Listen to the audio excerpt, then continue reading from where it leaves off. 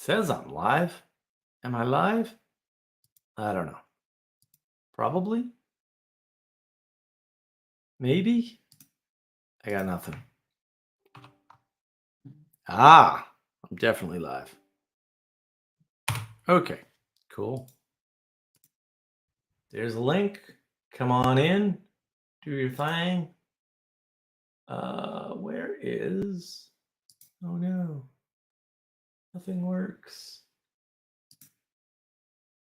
Feel free to join me for the after party. There we go. Oh, I better like my own stream. If I don't like my stream, who will? That's the question. Just gonna check. Oh yeah, it's working. Cool. Looks like I got all the destinations. Let's see if people show up. And if they don't, I can hunt them down.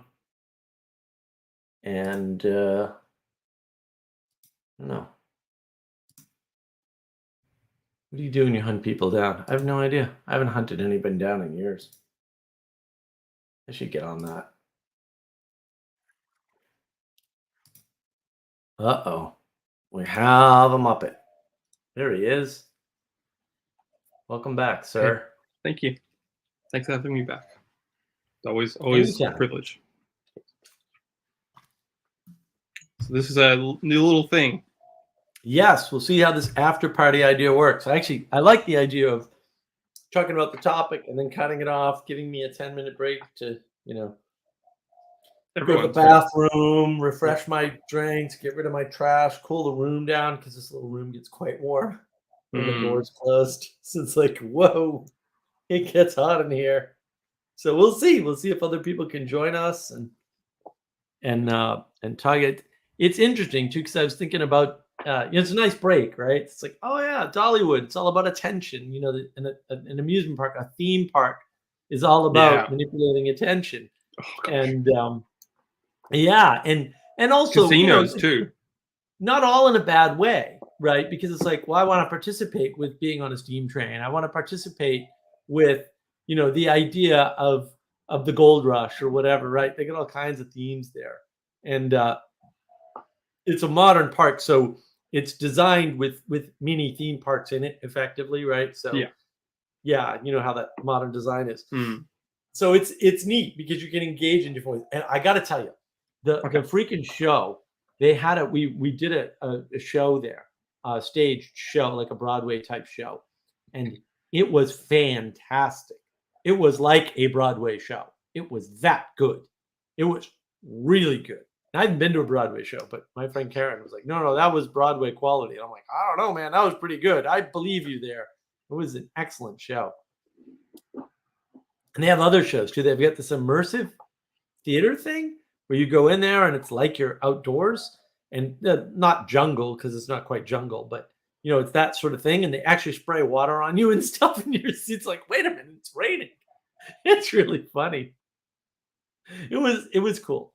I really enjoyed it. We had this great so Pigeon Forge, there's the Pigeon Forge River and it's actually forked, and we were on the Pigeon Forge River. So our hotel, which was it was not that far from Dollywood, our hotel is right on the river. So we've got this deck overlooking the river, and it was just cool. You sit out on the deck and you're just watching the river go by, and it's like amazing. I'm like, this is great, and it's not that far away. And we were there at a time in the season where there wasn't that much traffic, so it was easy to get around and cruising around in the BMW. Where it was crazy. So yeah, and it's good to get these little breaks from your work or whatever, so you can recalibrate your attention, right? Because that's what breaks and vacations allow you to do, is actually recalibrate your attention. So it gives you some contrast. Right. It gives you contrast from the liturgy of the day, right? The get up, go to work, right? And then it's like, no, you can kind of like party as much or as little as you want. And for me, it's always party and relax, right? And I really like Hawaii for that, although I suspect the Caribbean will be just as good in some aspect. You get to Hawaii and you just cannot, there's no way you can be in a rush. It's not possible. Like there's some magic going on when you enter Hawaiian airspace. You're just like, yeah, whatever, man. It's island time, dude. Let's not do this. I Let's believe hang it. I out believe until it. things happen, you know? It's very laid back. It's amazing how much a change of venue or being around relaxed people can relax you. It's just Yes. remarkable. Yes. Well, that's the beauty of community meetings in Yeah. any form, a church or anything. It's like the spirit embodies a context or the grouping. And so, yeah, if you group a bunch of people together that are all in this spirit of, what would you call that? Serenity in Hawaii? That would be like In a Hawaii, yeah. good, Well, yeah, it'd be a good model for serenity. yeah, serenity is not a bad way to think about it. The other way to think about it too is, you know, I kind of alluded to this in the monologue, right? Like attention is important because people mimic attention as part of their attention. One way your attention gets hijacked is by other people's attention. And so if you're not giving the proper type of attention to something, it can be harmful. And when you're laughing off something that's serious, you create a space for people to engage with it in the wrong way, in not a true fashion. Like if somebody says something shocking and you're like, whatever, man. It's like, ooh, you know, that is not good for everybody else because the way you pay attention to it is attended to by others and then they pay attention to, and right, that grows. And it's very dangerous and sneaky.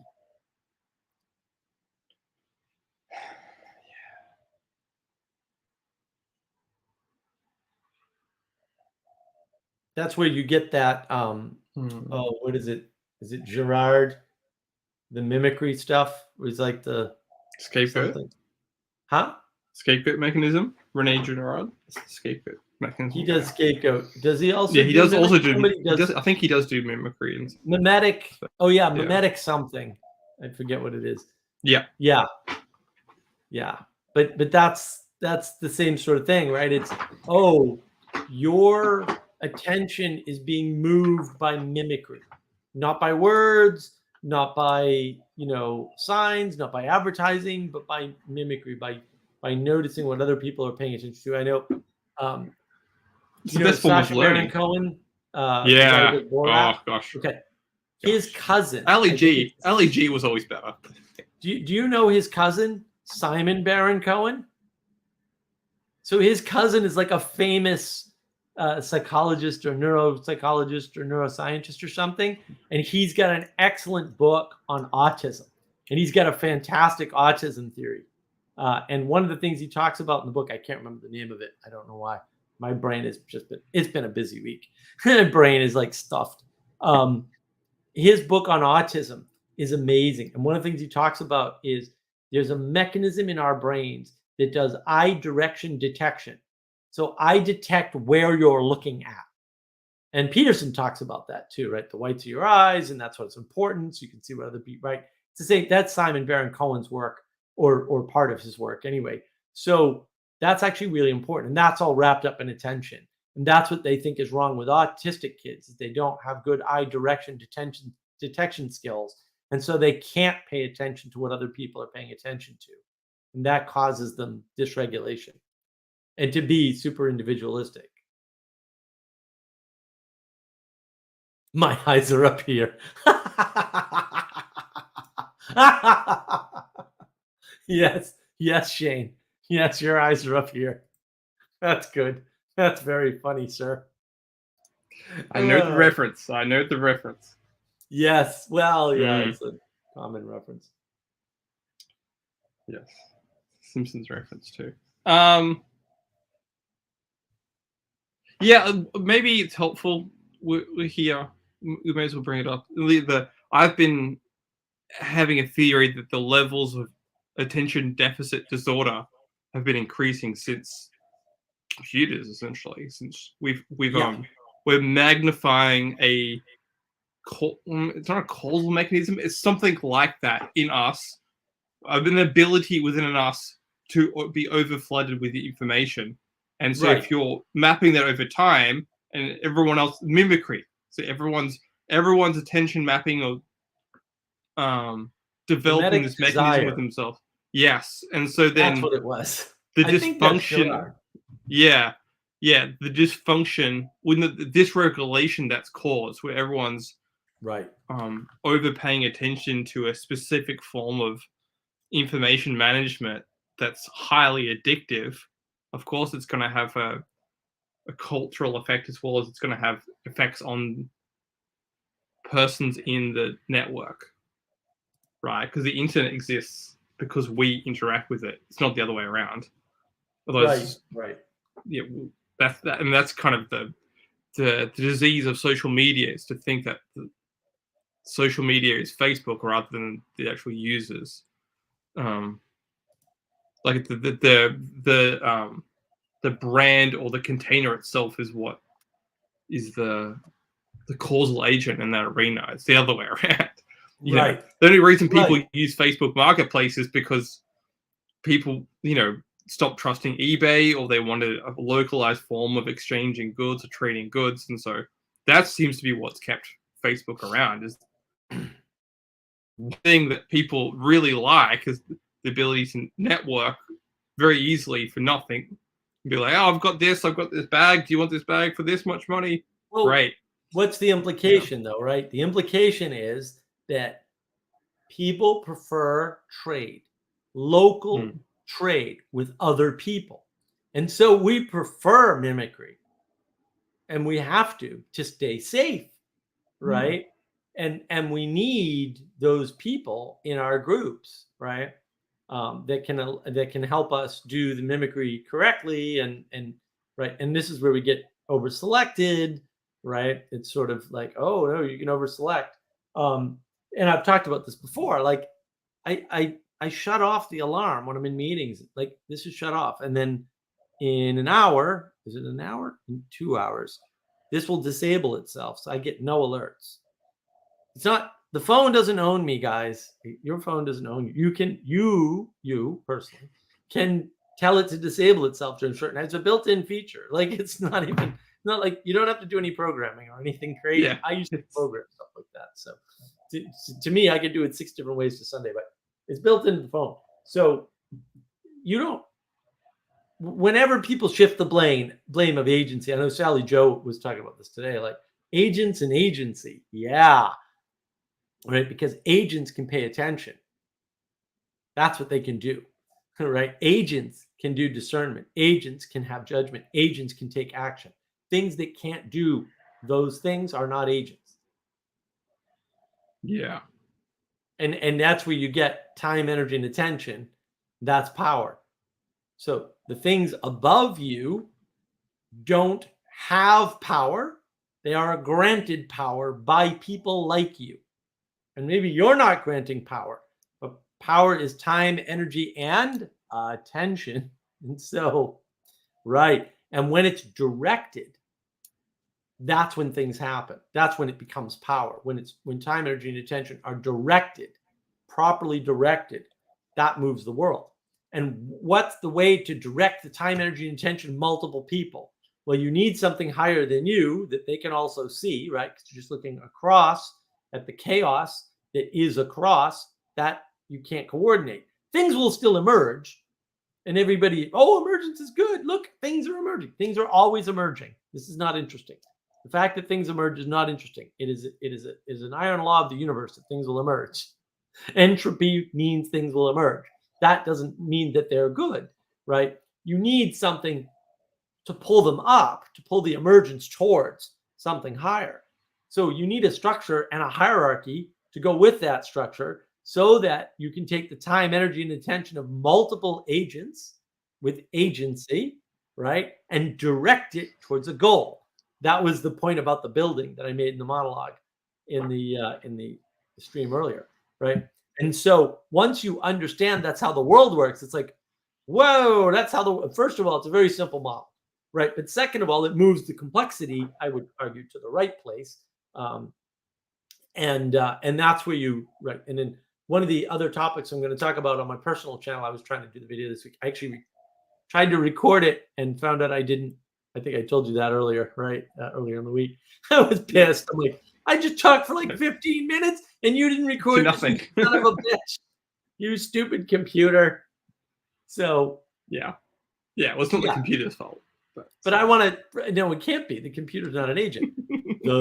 Right. But I want to talk about variance because people do not understand variance at all. And I'm like, yeah, variance and averages. Yeah. Right. Well, I got into an argument with somebody in one of these comment sections where they were like, the median income in the United States is, and his number was wrong, by the way, but I was like, the problem with using a median on something like the United States is that your variance is so high that an average is useless. A median or a mean is completely useless. And if you read Nassim Taleb, read all his books, you'll understand why very easily because he gives you good illustrations. But the most important reason why is because if you live in Oakland, California right now, and you make less than $175,000 a year, you are considered in poverty. If you live where I live in South Carolina, not all of South Carolina, but where I live, which is right outside the capital, I'm closer to the capital of the state of South Carolina than I was to Boston. When I lived in Massachusetts, I'm not far out of either city. You have more than one house and an RV for sure. Like that is an enormous amount of money. If I made that much money right now, I would pay people to do live streams for me just because I could. Like I could just hire people for the sake of making sure they had something to eat. And wealthy people actually do this all the time. For you cynics who think business people are evil and only care about money, that isn't true. Bubble Viz, hello. It's good to see you, my friend. Nice to have you in the after party. Yeah, it's amazing that the way to focus attention at the higher level, and not just attention, also time and energy, is a structure like an institution with a head and a body and defined roles. And right. And now all of a sudden you can do things in the world like build a building, which is what I alluded to in the monologue. Or launch rockets into space. You know. That happened this week. Elon developing a new rocket ever, isn't it? Is it the biggest rocket? It's people because they're not paying attention to it because they're just so fatigued by the phenomenon of rockets. They don't realize the importance of what's actually going on there. That's the biggest. Just like, rocket blew up. Oh, great, rockets blow up. It's but wrong analysis. Isn't that the biggest launch since the Saturn V or something, which was the biggest launch ever? And we haven't done anything since. And that's the moon landing rocket. Yeah. See, people aren't paying attention. They don't understand. We can't go to the moon right now. We lost the technology. It's actually gone. Some of the materials and manufacturing processes are not able to be reproduced. So Elon had to reinvent and retweak and make different things efficient to get a rocket large enough. So to some extent, And if you've ever watched, there's some good public broadcasting PBS specials in the US. Watch them online for free, by the way, about the Saturn V and the materials technology and why we no longer have it, and the fact that there's certain things we don't know how to make anymore. So it's rather impressive. Feel free, by the way, guys, to jump on in. It's an after party. So there is a link. It's amazing that people don't pay attention sort of to the right things. And I don't know, Bubble Viz. Is it true that Americans don't care about the biggest rocket ever launched? I think they don't know about it because, again, I think he's right. They have attention fatigue on rockets. So when you talk about something too much and you try to direct too much attention to it, eventually it becomes part of the background noise because you cared about it too much. And so you take it for granted. And all of a sudden you don't really realize, oh, no, wait, that's the biggest rocket ever launched. Even though you've been hearing a lot about rockets and blowing up and landing and, this new thing with the rocket and that new thing with the rocket. And it's like, yeah, but cool rocket, man. It's bigger than anything ever. Yeah. Or not even understanding the telos of what said things mean. So if we want these like lithium mine stuff and all this, we can get that from space if you believe in space. Hypothetically speaking, if you believe in space, you also believe there's minerals out there that we could not stop treating people unfairly to dig up, and we could get it Yeah, but through our what own would means. be That would actually be a expense? good. That would be a good good utility, good way of spending the value of the attention to create. How much money would that cost though to mine lithium out of Well, the you know what I'm trying to point to, not trying No, to no, I know point what you're to pointing to, but yeah. No. Bubble Viz just realized that it can now move 400 or more people spot to spot on Earth. I don't know about that. I think it can move people in space. I don't think it can I don't know what it can move. I haven't looked at it just cuz I get what Elon's doing, and I've been telling people for years, we need to go to the moon and get something there first, because any trip to Mars is going to require a moon base anyway. Yeah. So maybe Yeah. focus on the first step first and not on the second step first, or the third step or the fourth step first. Just saying, and part of that is that great movie, The Martian, which was a book. Man, if you don't know the story behind that, like just the quick and dirty story, it's freaking amazing. The guy wrote the story, crowdsourced his writing effort on an online forum, wrote the story, offered it for free. The publishers were like, hell no, man, you got to make this into, and all his people were like, you got to make this into a book. We need to pay you for it. And then they made it into a movie. And yeah, it's sort of like the story of the Oculus. The Oculus is the same thing. This guy made the Oculus with its unique technology where you bend instead of making a lens, you bend the image to match the eye. It's really an interesting story. The guy who made that made it with a bunch of people, some of whom got upset, but like he did the work, so screw off. And you don't really realize that. So Bubble Viz, 100 people for space launch. I have no idea, man. If you say so. I don't know what good these rockets are on Earth, because who needs to travel fast? The Concorde is dead, man. Like supersonic flight is, no one cares, which is kind of interesting. Because there's something relaxing about being able to be on a plane and be trapped and have to read or have to watch a movie. Like I will watch 100 times more content if I'm on vacation, right? Because so I have my Cape trip coming up. I got a timeshare on the Cape. I think I might actually go. I probably not right now. I don't think so, but it's possible that I go. When I go, I will do evening movies. So I'll watch like 6 movies, maybe 7 or 8, depending. Oh yeah, I just sit and watch movies the whole time because I have a jacuzzi tub. So I sit in the jacuzzi tub for 2 hours and watch a freaking movie, and just like a boss. And I got my root beer next to me and a snack or whatever, and I'll have the phone and the laptop set up right by the tub. And I've had business meetings in the stupid tub while I'm on the Cape. It's hysterically funny. Oh yeah, I'm like, oh yeah, oh I can work while I'm on vacation. I'll work a couple days just to say I work from the jacuzzi because I'm a boss. I love it.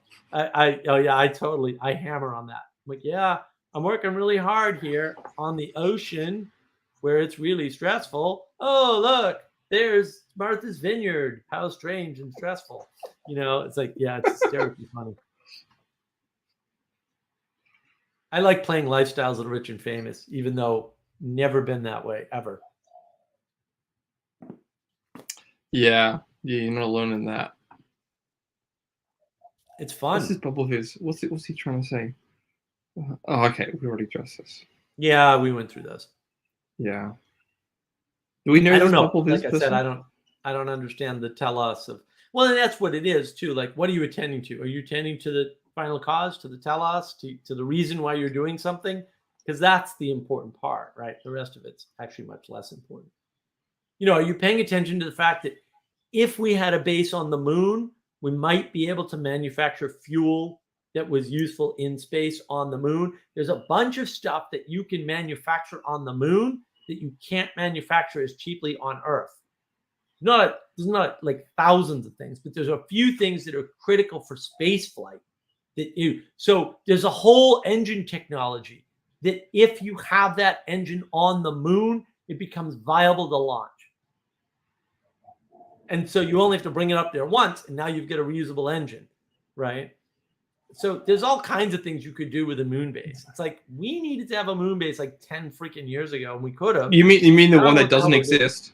You mean the one that doesn't exist on the dark side of the moon? No, the moon is made of green cheese. It does exist because it's made of green cheese. Everybody knows that. Wallace and Gromit is great. Oh, Was that Dr. Gromit. Seuss? Was that Dr. Seuss? The moon is made of cheese. I think it's Wallace. Bubble Viz says he has no tellus. Yeah, right. Well, Mr. Come on and we'll give you one. Yeah, if you come don't on, have we'll a give you a tellus. We'll give you two. They're cheap. We're giving them away. Come get Right. one. People I think don't that's realize part they of the- have hidden telosses. This is the thing too. You ask people what their preferences are for something, and you dig Yes. around enough. You're like, oh, why? What have you watched recently? What are you into? What are you reading? And then you slowly, they can't answer. Then eventually, you're like, you do Right. have a purpose. You do have a telos. Well, that's what Peterson's talking about. So the live stream I did with Vanderklay on Tuesday, that was part of the third wayism, is that if you listen to what Peterson does and says, he basically gets you to explain in story form your telos. You know, whether it was the one from the past, which is the past authoring, right? The one in the present, which is the present authoring, or the one in the future, future authoring. Hopefully you'll do all three. Bubblvis claims not to have a camera or a microphone. Well, that is sad. You should get one of each, maybe two. Jesse has like 10 microphones. None of them work, or he doesn't know how to set them up, but he has them. No, you're right when I say I just you should see the amount of wiring and stuff I've got going on. Just remember, even today, considering rewiring everything, even though I set it all up for a live band jam session, and I've never used it, but then in my head, I'm like, what if I rewire it a different way? What if it's cleaner? What if I'm less annoyed? What if I'll use it more if I rewire it all? It's like, well, you had a telos, you never actually used it you should try it once before just trying to throw everything out that you put work into. Right. Yeah. If I change it all up, maybe I'll be more inspired. It's like, no, just try it the way you thought before you change it.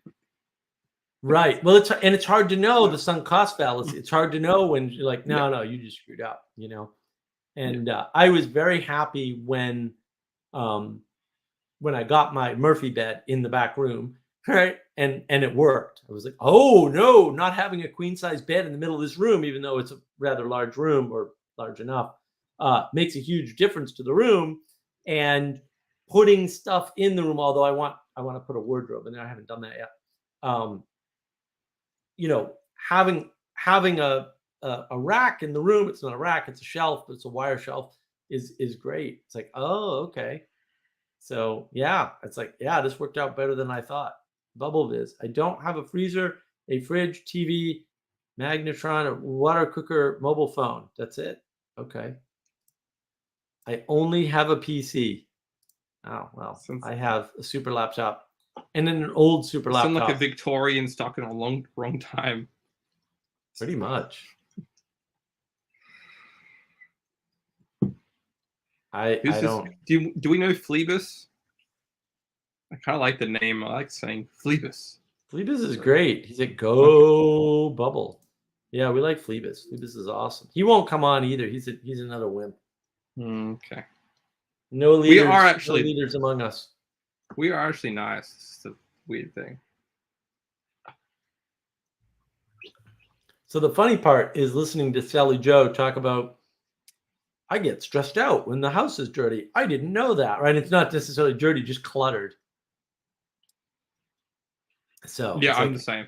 I'm the same. I'm terrible with my sense of order. My family's horrible. Like every Christmas I go home, I reorder everything. The pantry, the fridge and everything. I'm like, why do you have 70?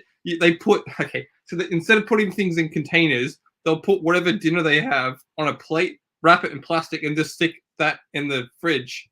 And so they'll have like things in containers, things wrapped in plates, things. I'm just, no, it's just my sense of just like, I just need to know what's here. Before I throw everything out, can I just know what's here? Because if you want me to make something for you and just even look into space, Like I have to just a general level of orderliness. So I would do that, but I wouldn't have more than one plate of food in my fridge ever. yeah, this is Like I would wrap the food up, but it would get eaten the next meal. Yeah, but yeah, it doesn't happen. It's just No, that makes sense. Phlebas claims he has to ask his wife, which is always wise. Mm. Bubble Viz, but I will buy an AI wife who will tell me how awesome I am every day. That's No, only you going to work won't. for so long, my friend. Like 2 hours but- or something, according to the he last says- study. When that becomes affordable. Yeah, look. Go watch the movie Her. That's what Yeah, I would exactly. say. Yeah. And then watch Ex Machina. Well, John referenced her in his AI talk, which is Oh, terrible. okay. By the way, don't listen to his AI talk. It's absolutely atrocious. Everything he says is wrong. Like, it's amazing. It's like, wow, dude, everything you said was. He made a few good points, and that was part of the hijack. Was bad point, technically wrong. Bad. Do you think point. he has bad people inputting on him? Huh? Do you think his inner circle has kind of changed and that he's getting bad feedback or bad signals? Yes. No. Skylar actually pointed this out. Skylar had this long conversation on Manuel's channel, Agapic Orientation. Visit Agapic Orientation. If you want Rando's conversations, according to Manuel, he is doing proper Rando's conversations and continuing that on. I might have my arguments with that, but I'm just telling you what he claims. Agapic Orientation has a talk with Skylar. It is excellent. I will get you a link. It'll just take me a bit here. And the thing is that Skylar actually said in that talk, it's like a 4.5 hour freaking conversation. Well, he talked with you too. It was long. A couple weeks ago. Yeah. Yeah. But I haven't done his Agapic Orientation. What does he call it? I forget now. Unfolding the Soul. Yeah, that's what it's called. I haven't Neither done his have I. Unfolding the Soul thing. I'm But willing yeah, to here do it it. is. I'm trying to get This little corner. Oh yeah, it's got Nick and Skylar. Nick is awesome. Anything Nick's in, you should watch. Bubble Viz claims that he has seen Her and Ex Machina and claims they are excellent movies. They are. Ex Machina is super excellent. Her is great. So what Skylar said in this video with Manuel and Skylar. Skylar is awesome, by the way. We have our disagreements, but he's still awesome, even though he's wrong. disagreements make the man. Yeah, I don't mind disagreements. We have a good level of intimacy. We can Yes, stand some exactly. disagreements. Yeah. He said the people doing John's work now do not care about John's work. And I was like, oh, I didn't think about that. Savage. And I was working with the Vervaeke Foundation until they switched who's running the Vervaeke Foundation. And now I have seen the people running the Vervaeke Foundation. And yeah, not impressed. And look, I mean, I'm not mad that I'm not working with them anymore. They made a bunch of promises to me and didn't come through on any of them, but whatever. I did my side. I did my work, and look, the AftMC server that Brett runs blew up. The server that gets all the people on it is now mine. So the Discord wars are over, and I have become victorious once again. But there's also, good reasons for that. Like I'm there a lot. Manuel's there, right? We draw a crowd. We've got a very exclusive crowd now, which, as you view that, you should view it. It's a great talk, actually. There's a lot of good stuff in there. Skylar's a little Skylar-y, gets a little manic in the talk, but the talk's really good. Skylar's really smart to listen to. Manuel too, when he's in a good zone, when Manuel's in a good zone, it's fire. It's great. Yeah. To borrow a phrase. Bubble Viz says he watched a little Vervaeke. I hope not that AI talk. So part of the problem with the AI talk, I'll pull up my notes because I keep notes. You want a superpower? Keep notes. You'll be way ahead of everybody else. So he says some great things like hierarchy avoids infinite regression in that talk. It's like, that's a good point. Great. It's a great thing to say. Yeah. Everything around it's garbage, but so you get enchanted because you get all this garbage. It's really good. I'm talking to two different people who don't know each other, right? And they both said, well, yeah, but I didn't understand most of what he said. It was way up here, which that talk is way up here. That talk is so far up here that I couldn't keep up with it. I was like, whoa, this is a high frame. Like this is, lots of 10-cent, Harvard words here. We don't need that. But I did hear him say that, and that was so clever. And I was like, well, that's interesting. So basically, you're getting bamboozled and confused by a bunch of stuff that, look, I know AI. The computers is my thing. You want to have an argument with me? That's great. The thing you don't want to argue with me about is computers, because it ain't going to go well for you. This is my expertise, thing I've been doing since I was like 7 years old. No. I'm not going to tell you anything about computers that I don't absolutely know, because I've physically, personally done it without caveating it first. Sometimes, like there's sort of hardware stuff that I read about this, I don't know it.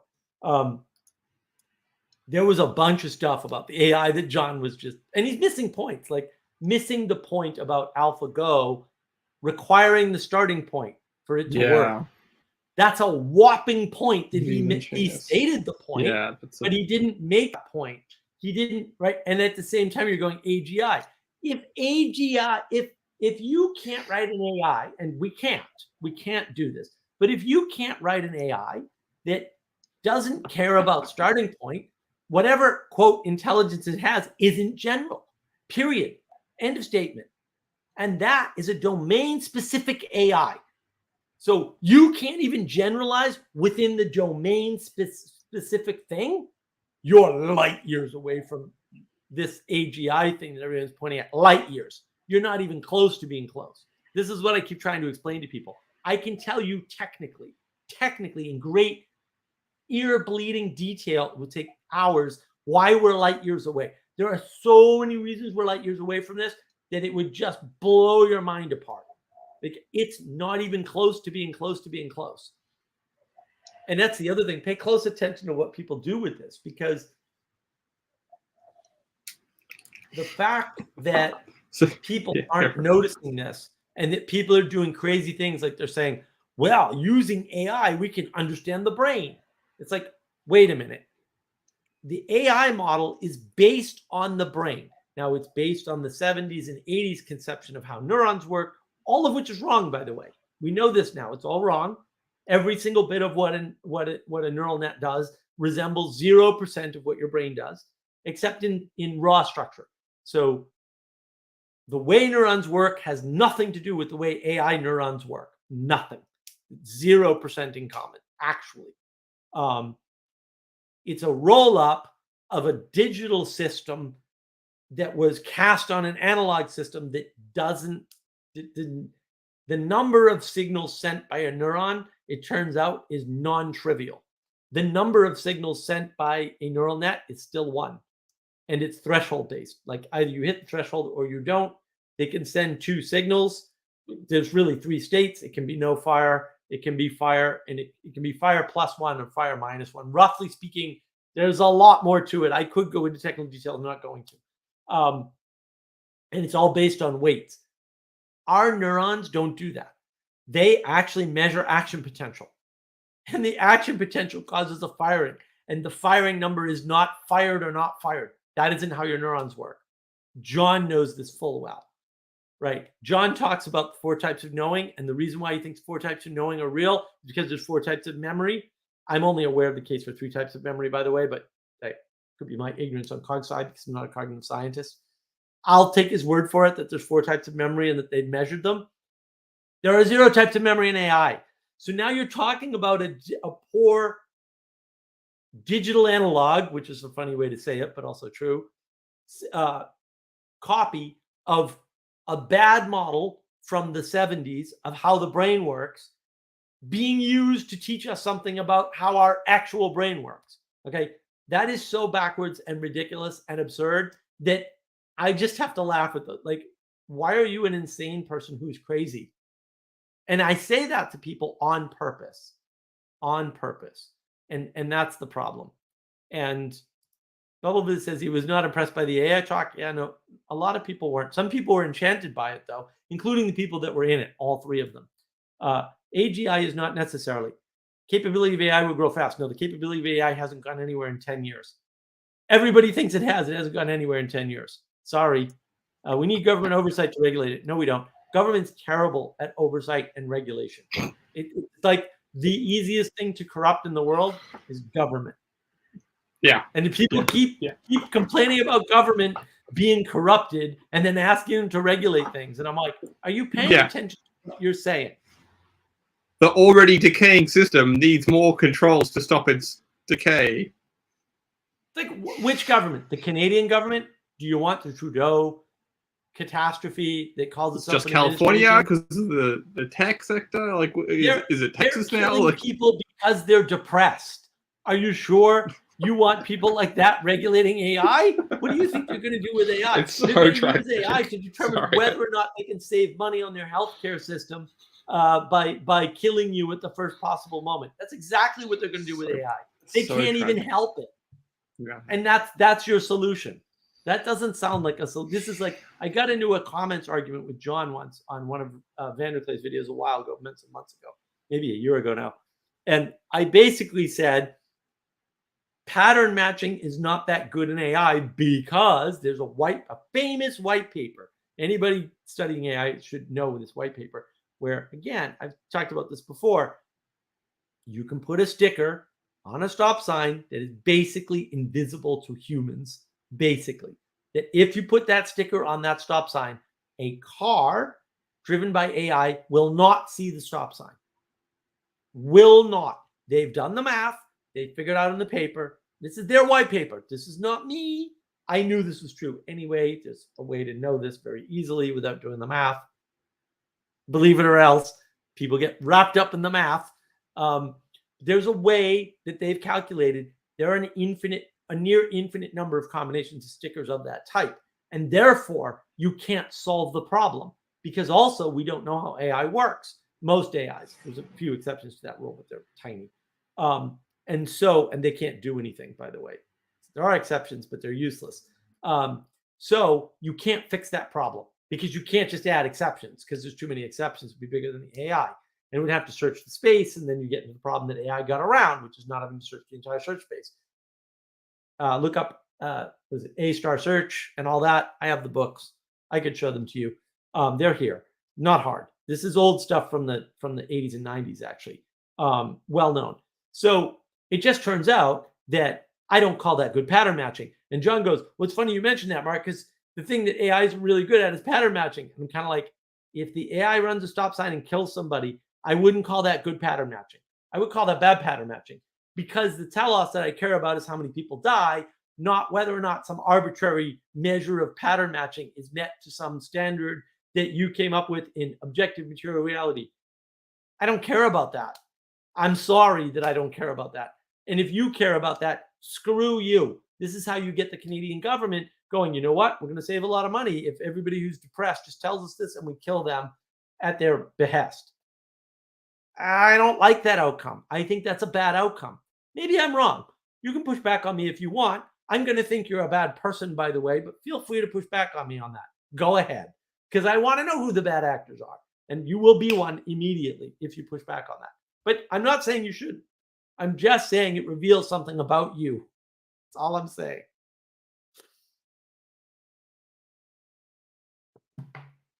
Unmute and give us your wisdom, Jesse, on my little mini rant. Well, attention. Yeah, okay, well, here we go. Okay, let's do it. It is relevant. Depression. Depression can be seen in multiple ways with multiple mechanisms depending upon the individual. But what's at the heart of depression is an attention crisis. What do you pay attention to? What is absorbing your attention? What is relevant to you? What is hijacking your sense-making ability? Right? Sense-making is another sense of attention. Right? You can be overloaded with attention or underloaded with attention. Like you're not paying enough attention to the things in front of you because you're all external. You're existential. You're external from yourself, and you don't have that sense of agency.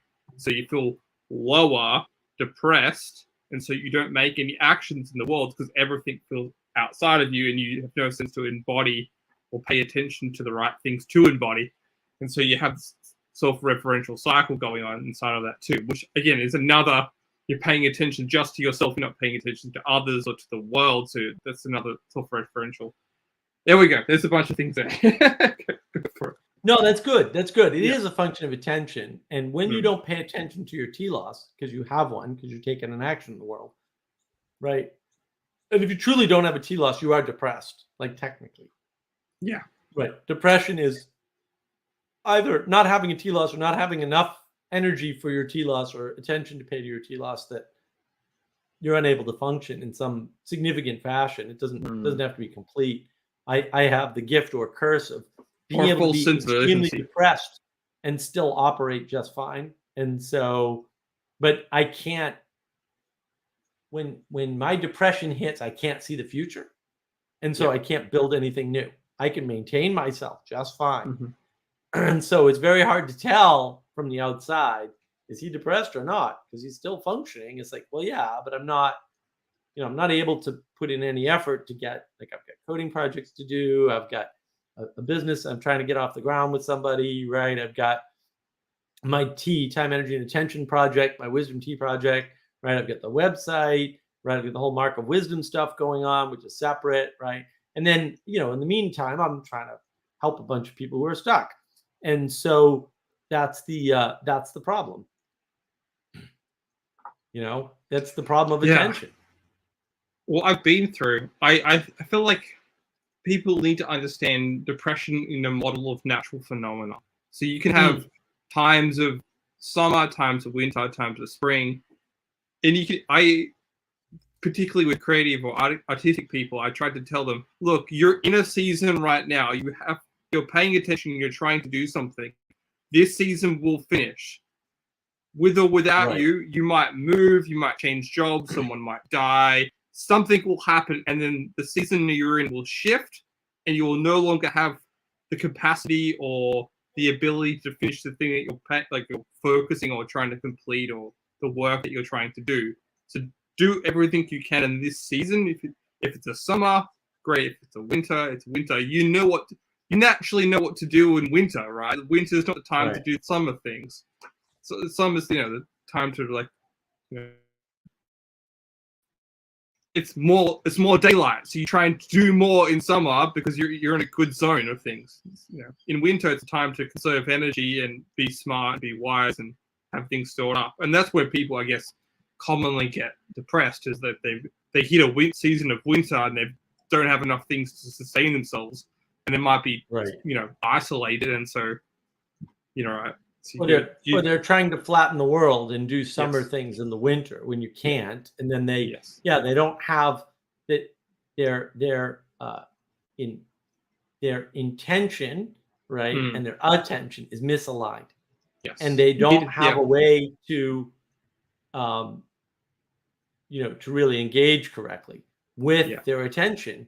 They're sort of lost, and engagement with your own attention. Wow. Right. Well, the thing that mediates that is the frame, and the frame should be nature to some extent, because we all live in nature, and that's the problem.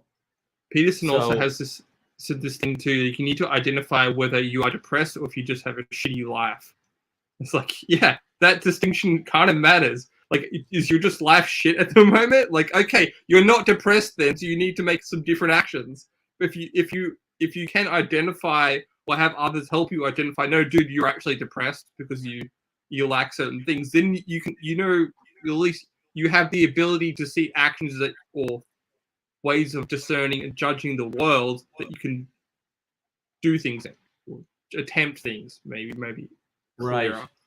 Because you don't know you don't know if your action is going to yield the result that you want, but you can at least attempt to see if fruit can be. Well, your attention mediates that. So BubbleViz says your audio is crackling, typical for StreamYard. Sometimes it's probably the Wallaby internet.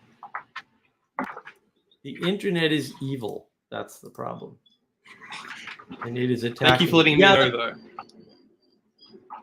Crackling audio it's not that bad. It's doing this pop every once in a while. Really? That sound's gone now. Talk some more. Well, when I went to Japan, I was so surprised that you could download 2 gigs in like a minute and a half. It killed me. I was like, this Australian internet is garbage. It's dog shit. The Wallaby like, network's no good. It's just like you can download something that big in no time. Like, and this was rural like, skateboarding town in Japan. And like, and you can have super fast internet. Like, well, what are we doing? Yeah. It's still crackling. It's kind of random. I don't know what it is. Really? It's popping. Yeah, it's popping. It's mic popping. Okay. I don't know. Okay. I know it is. I don't know. Impressive. I don't know. And yeah, it's interesting. So I had Verizon Fiber, Fios up north, and it was just so much more bandwidth. Even with all the computers I had running, it was so much more bandwidth than I needed. It was great. It was absolutely glorious. I had so much bandwidth. It was so fast, so insanely fast. How is this now? Sounds better so far. Okay, I think I'm probably too close to the mic. It's Maybe. hard to hear yourself. Anyway, I never listen to myself. thank you, Bubble This. He's the best. We have the best audience ever. I can confirm. Phlebas says a minute and a half is long. I don't know what that's in reference to, Phlebas, but I will agree with you download because speed. I like.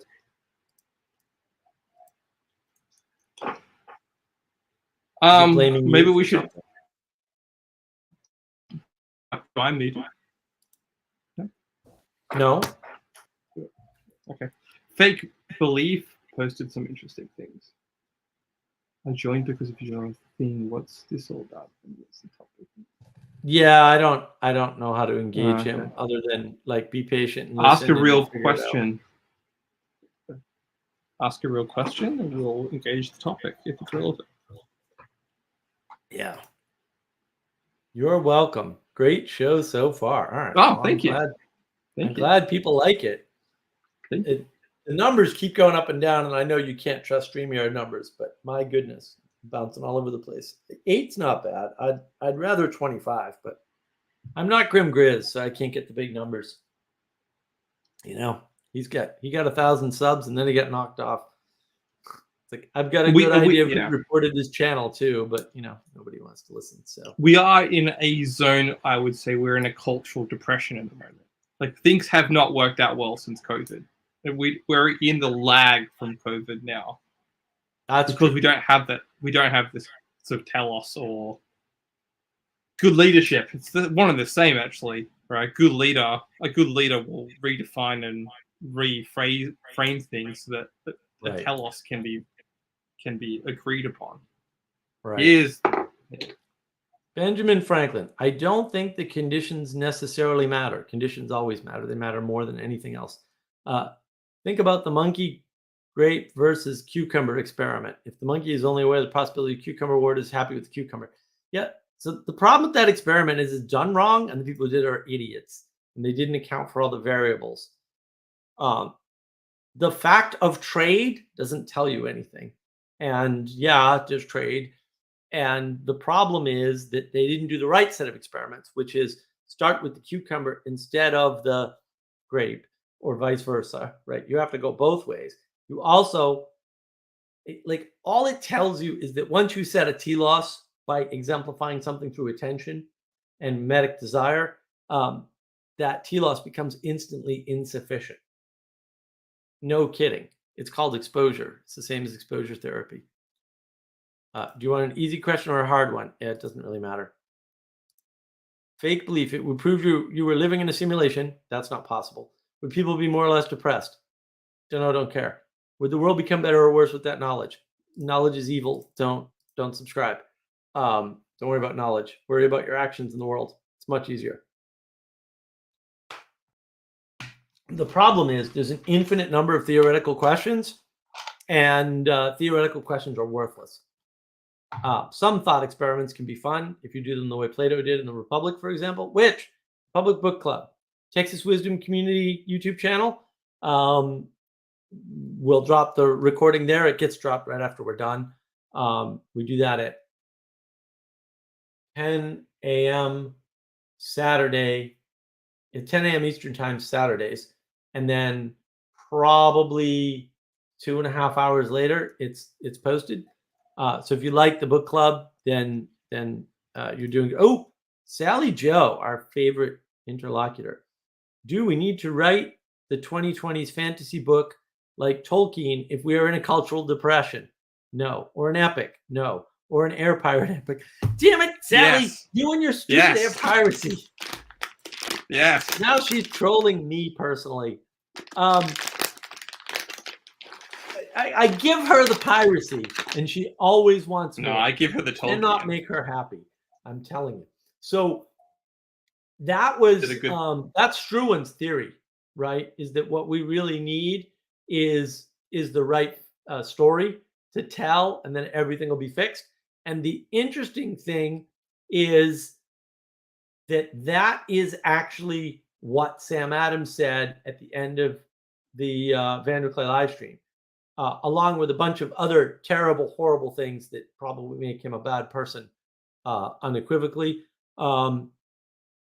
He said J.K. Rowling was basically a modern retelling of the biblical story, but better. And I was like, well, you always got to walk it too far, don't you? Like heretics do this. They push the lines. Little ridiculous. Sally Joe, Don Air Pirates. Yes. I think that's the problem, is that we're paying attention to story when we have one that's already decent and we just won't accept it. And it's like, maybe the submission is the thing that's missing. I don't know. I'm just throwing that out there as a certainty because it's definitely true. Benjamin Franklin, maybe the cultural depression, bad frame, is a consequence of attention. Yes, but attention is only in a person. Like there's no such thing as cultural attention. That doesn't exist. There are actually very niche, very interesting art being created, but masses are not attending to it. And they shouldn't. You should only attend to art that is pointed at the highest. That's how we ruined art. Peugeot goes into this. He talks about it all the time. Sally Joe will tell you about it too. Sally Joe, there are multiple shows and movies about blindness and deafness right now. Yeah, there's eyes to see and ears to hear is everywhere, right? What is that stupid movie? There's a bunch of stupid movies about blindness and deafness. That's what zombies are. Apple has one called See the Moment. There was the horrible one that was so demonic with Sandra Bullock. What's it called? Oh, it was on Netflix. It was like a phenomenon for like a month, and everyone couldn't shut up about it. I was just angry at people. I think I lost a few friends when I spoke. You had to be. It was a horror movie too, right? Or something. What's it called? Yeah, you had to be quiet, or they'd find you, and yeah.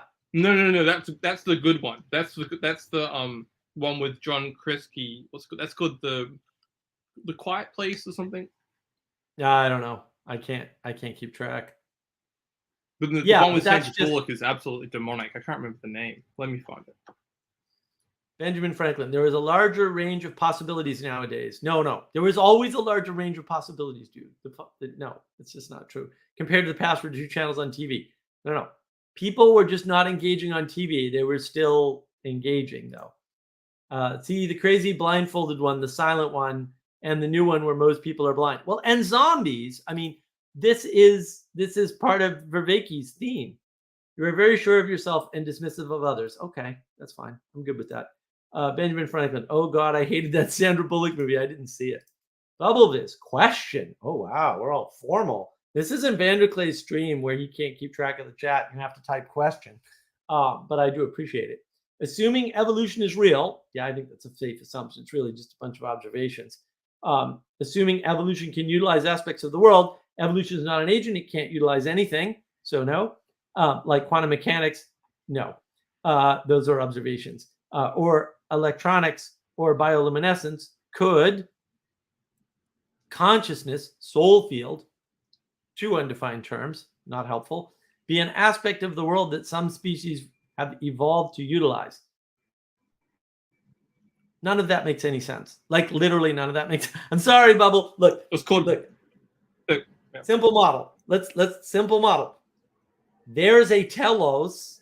Otherwise, evolution doesn't work. This is one of the things that John Vervaeke and Brett Weinstein don't understand, even though They state the problem in their work when they talk about evolution. There's a tell us somewhere. It doesn't have to be an evolution. I think it might be an evolution too. Doesn't have to be an evolution. It can be in the thing that evolution is operating within, right? Which would roughly be creation, right? Which maybe include evolution, maybe not. It doesn't really matter. At some point, it's irrelevant, right?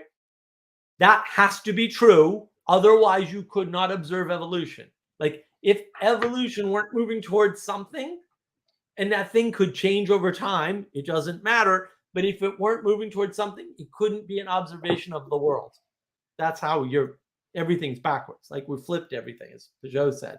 And so when you think of it that way, what are beings adapted to? We don't know. We can't know. That is not knowable, and it's not important, because as long as you aim at the good and do the good, you'll be fine. Sally Joe, really like to see, except all the lesbians who I just pretended are men. What? What's she talking about? Okay. Science has no agency. And hello, embodied. You are an agent. Fair enough, Sally. I agree. You are the Everyone only can agent. be an agent in the Matrix. Never forget that. That's what the We Matrix talked is about. this It's about today. agency. I went into all of this in the Discord discussion. Ah, come on. Wish you recorded it. Good note. No. It was brilliant though. I was like, yeah, you don't even realize. And I was like, I gotta stop myself because I was supposed to be doing 9 other things. So I was like, but yeah, I got into this. Anybody at any time can be a matrix. It can be an agent in the matrix. I was like, you don't understand how significant that is. And then the fact of the matter is, Neo becomes the ultimate agent, and all the agents become subservient to him. And like everybody misses that point in the movie. And I'm like, what are you guys paying attention to? Where is your attention? There are certain messages that are inevitable. They have to emerge in order for a story to make sense. Okay? When they don't emerge, you have a bad story. You don't have a bad narrative. Narratives aren't bad. Narratives are template patterns that appear over and over again in multiple stories or over the course of multiple stories. Stories are implementations. See my video, story narrative archetype. Stories are implementations. They're specific instances, right, in time. Narratives are the patterns, templates within multiple stories that recur in these stories. They are inevitable. So they're pointed to, their abstractions. You can't tell a narrative, although I would argue that Secession, the movie or the TV show, tries to speak in narrative. It's a very bizarre show. What that's pointing to, what narratives point to, are archetypes. That's a second layer abstraction, technically speaking. And people do not understand. People in science don't understand this. People in math don't understand abstraction. When I found that, I was amazed. I'm like, the set theory people are all idiots. No, literally, I can back that up. They're stupid. They're making obvious stupid mistakes. And it's just like, you got to be effing kidding me. By the way, the stupid movie was called Bird Box, and the great movie is called A Quiet Place. Bird Box. Bird Box. Horrible, demonic movie on so many levels. So many levels.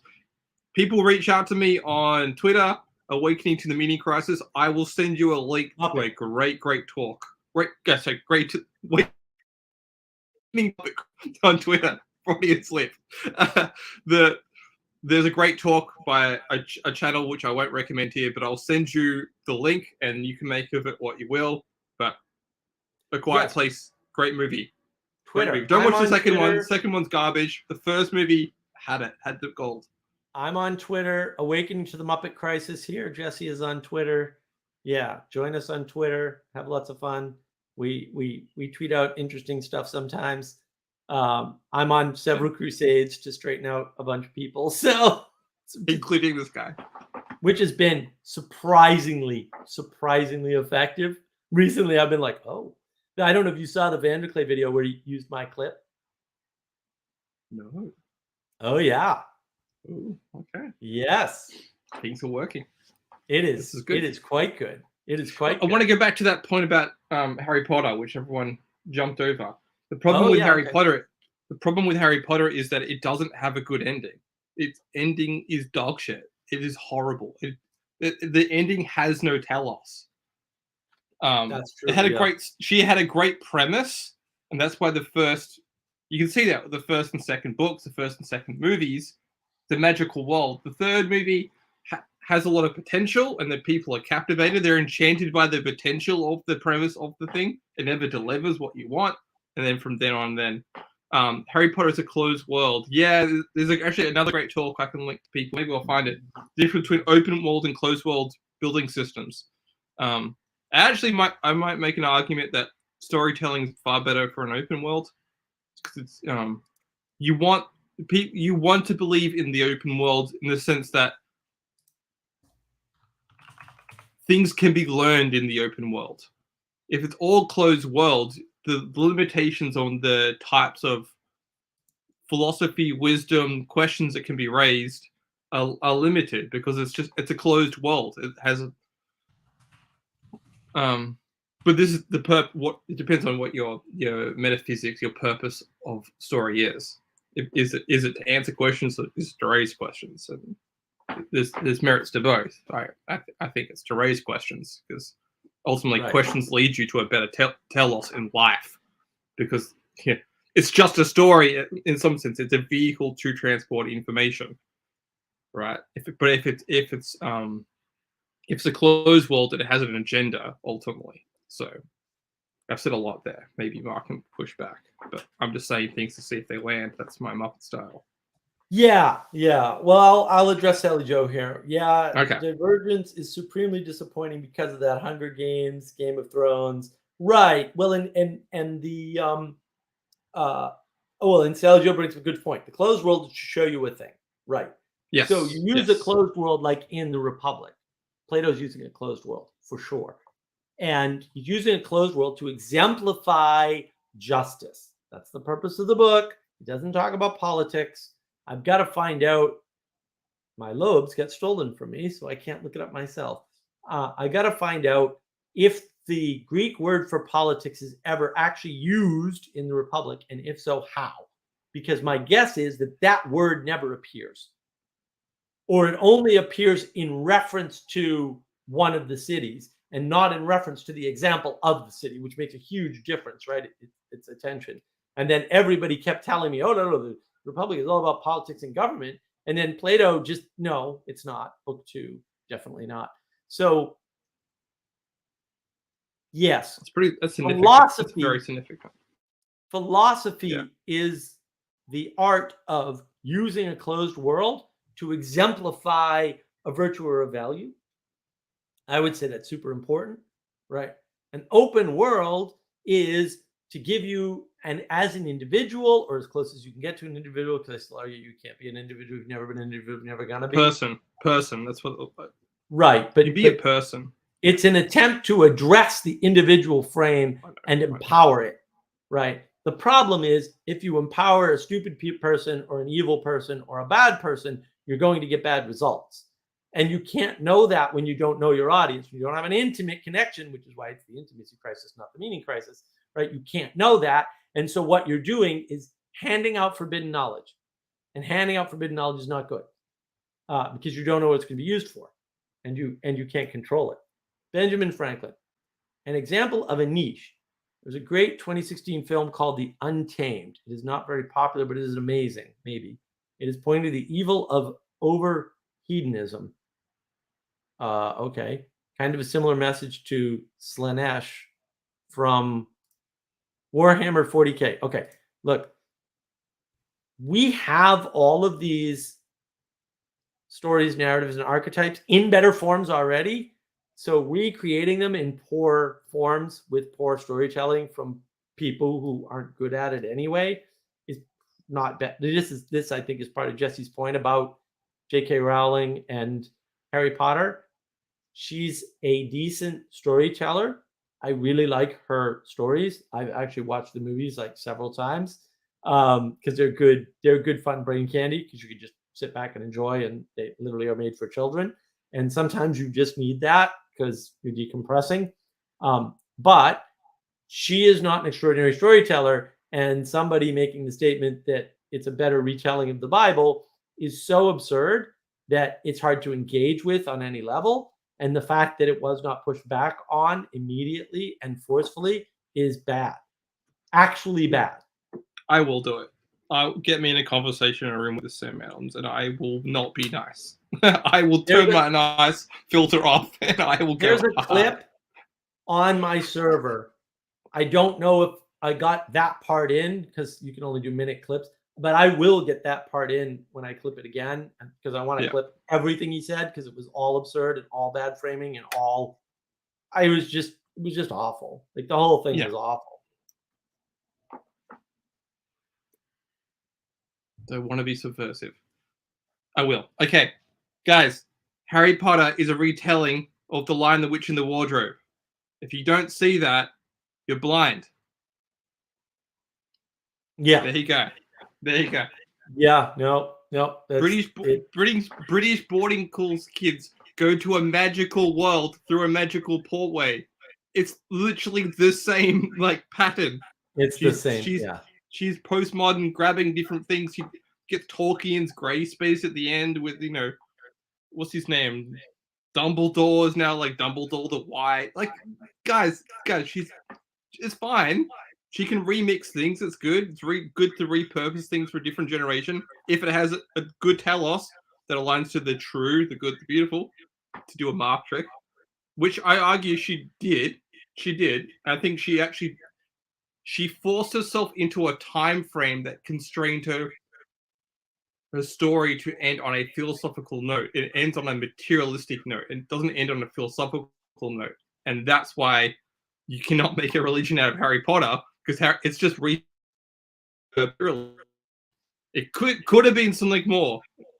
But again, if Harry Potter is a repurposing of The Lion, the Witch, and the Wardrobe or the Narnia series, guess what? The Narnia series also has a terrible ending. It's all philosophical. He goes all these weird places, confuses himself, and then he has to oh, okay, cool. Let's go back. Let's do a prequel to undo all this philosophical biblical talk that I've tried to do in the last Narnia book. This is why it's almost better to read the Magician's Nephew, I think it's called, as the final book in the Narnia series, not the first book, because then at least he's doing the biblical pattern, the Judeo-Christian pattern of beginning, middle, beginning. At least that's better than to do this sort of weird Armageddon and theological. Well, and I would argue that's why a story is not going to save the world, because Tolkien tried it and he did a damn good job, and even that didn't work. And in some ways, it made it worse. So, and I want to mention, Lion, the Witch, and the Wardrobe, that whole Narnia series is very special to me. So, the blonde with blue eyes that gave me this, very generously, lovely person. When I met her online, a million years ago, so she's from New Zealand, so I never met her in person. Unfortunately, that was big bone of contention, big problem for me. She wanted to reread that series, so I read it with her at the same time, and we get to talk about it. And it was, I still like those books, still have them, right? But also, so Bubble Viz, this Pablo Picasso, good artist, copy, great artist, steal. I don't know why this kept. Think about Picasso. Gosh, Picasso was the black pill of art, guys. Picasso was. I don't understand. So he's copying and stealing from people in his group who are lesser than him, right? What he's really saying is distributed cognition is real and important because single person heroes don't exist. Yes, that is true. And the role of the sidekick, which Jesse has generously taken on for my streams, is super important. And I can't do my streams without Jesse, Sally Joe, Manuel, Michelle. There's a bunch of people. You don't even know half of them, right? I've got this lovely intro for my, for the live streams.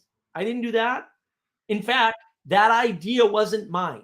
That idea came from Boom Shroom. That's where it came from. Somebody else implemented it for him, basically. Andrew, welcome. Hey, how's it going? To see you, sir. Oh, hello. Hello.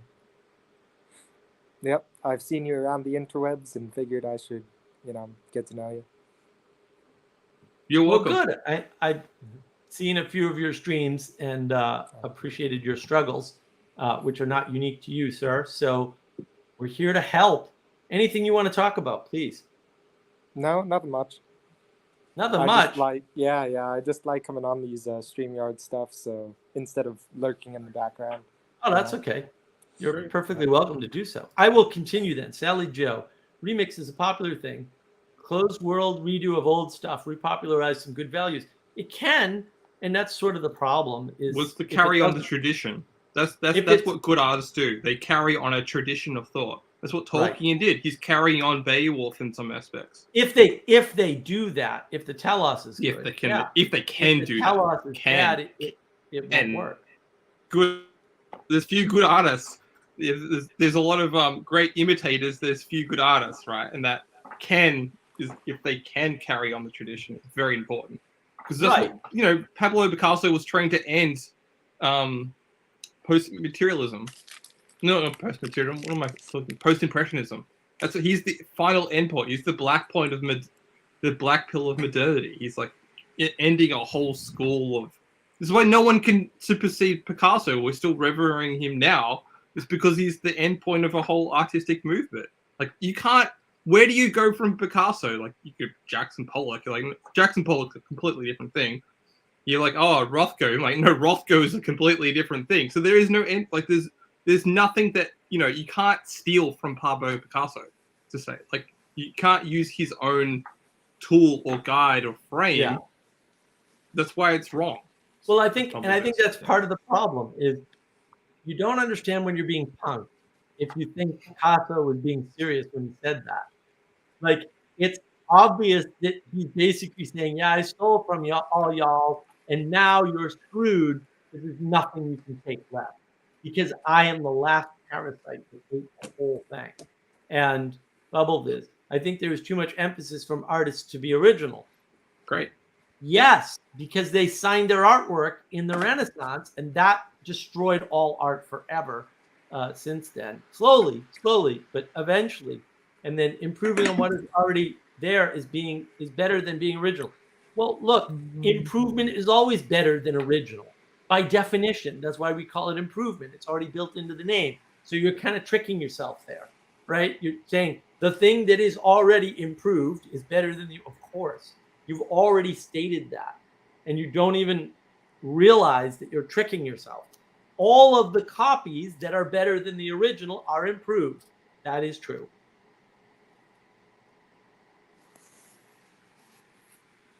Mm-hmm.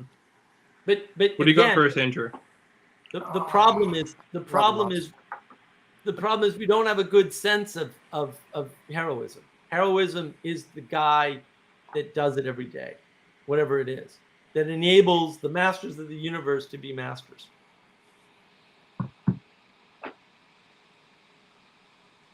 I'm gonna crusade Andrew to bring back He-Man as is better than Star Wars. That's my little crusade. I've never watched He-Man. Well, you can find most of it on YouTube. Just go watch like 3 episodes in a row, right? Watch an hour's worth of content. It'll strike you like how fulfilling and holistic that experience is. That I won't say anything more. That I'll use very generalized terms, and I'll let you determine what you get out of it. But I would say that is a holistic use of an hour's worth of entertainment versus anything. Succession, right? Mark, I try to watch 5 minutes, man. Like I lost. Am I right?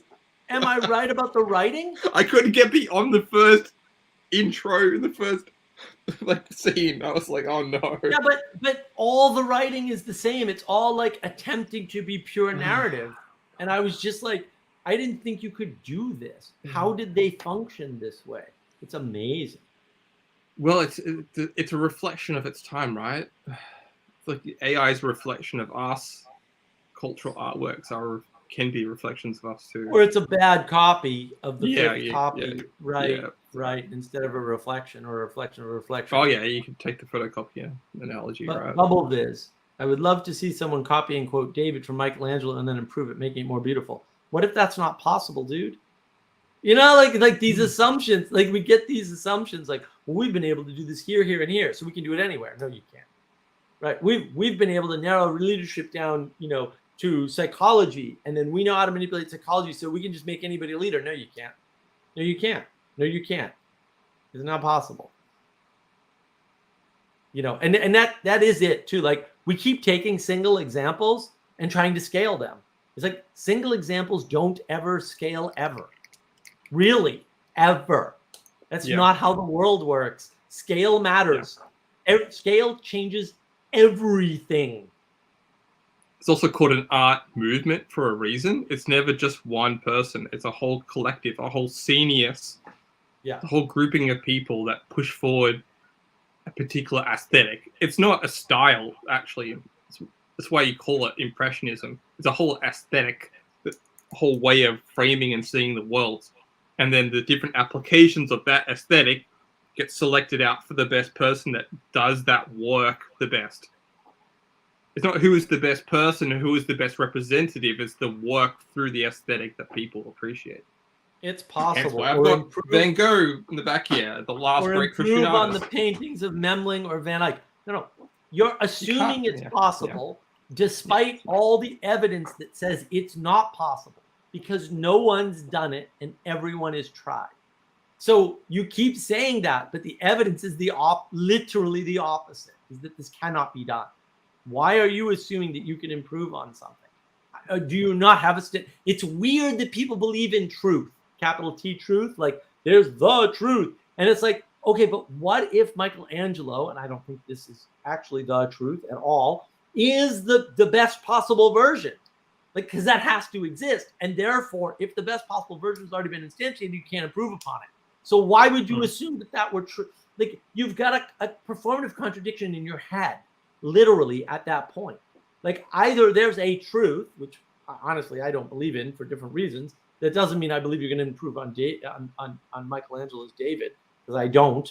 But if you believe there's a capital T truth, then who are you to say that didn't achieve perfection or a capital T truth for what it was trying to achieve? That makes no sense for you to assume that. None whatsoever.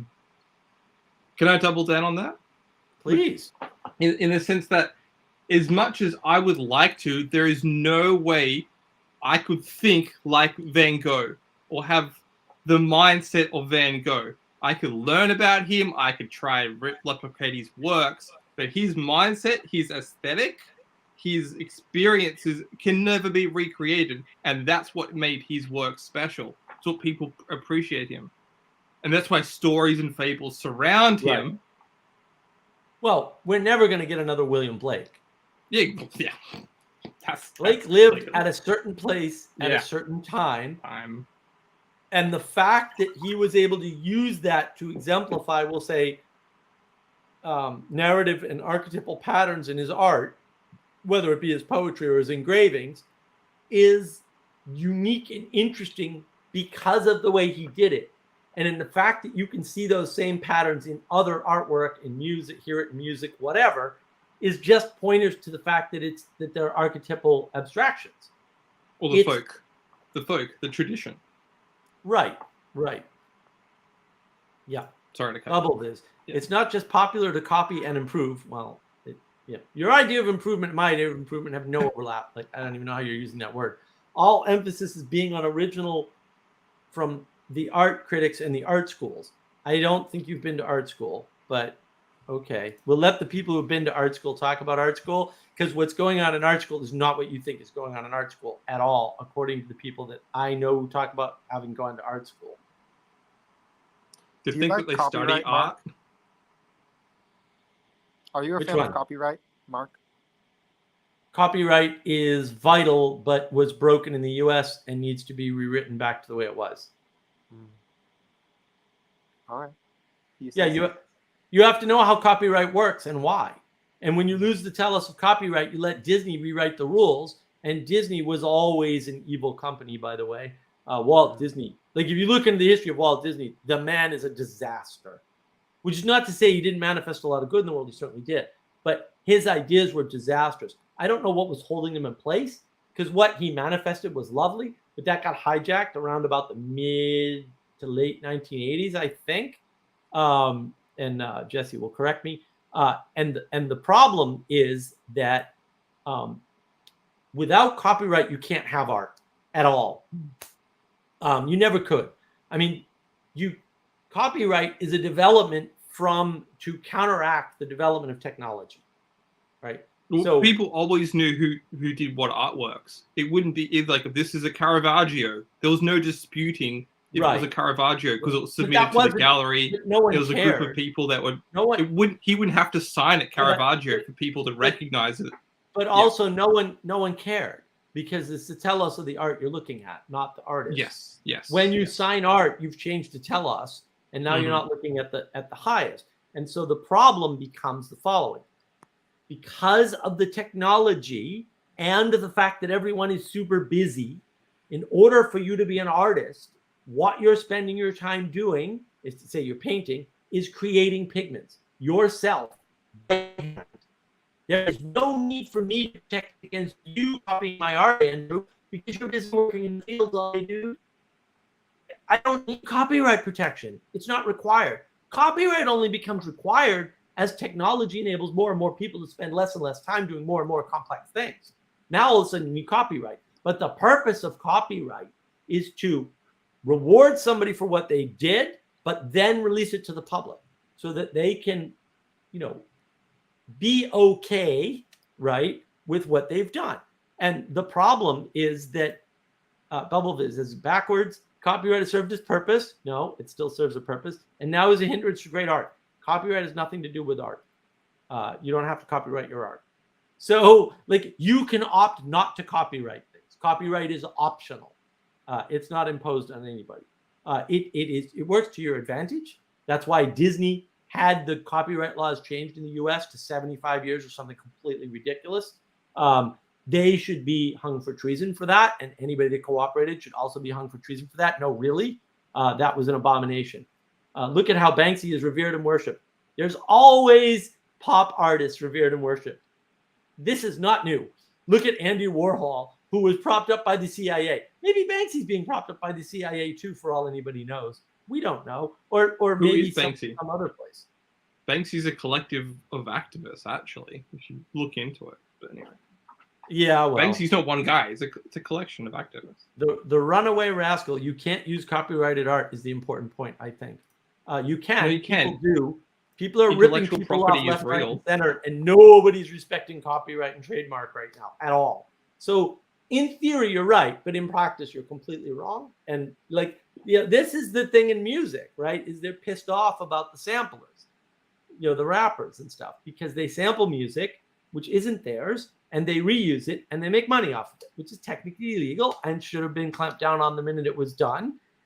It's also, most rap is garbage, different discussion. But there's some very good rap out there, don't get me wrong, but most of it's complete trash. The problem is that a band like Daft Punk noticed this, and they famously made an album with real musicians as they determined them, because they said publicly, we aren't going to have a way to make our music unless we encourage the real artists to make as much money as we're making, ripping everybody off. Basically what they said publicly. There's something to that. No one's respecting this stuff. They're doing that because the music industry is so corrupt that it's indefensible. So the artists get screwed either way, because the music industry is so corrupt that it's indefensible, they can't defend it. And now everyone's like, well, screw you. If people are copying your artists, that's too damn bad. And the music industry has no defense because they're all bad people. This is the problem with corruption. The 50th law. 50 Cent said the music industry was more brutal than him slinging drugs on the street of New York. This is an intense read for anyone that's creative. It's an intense read. Because you can't... Yeah, it's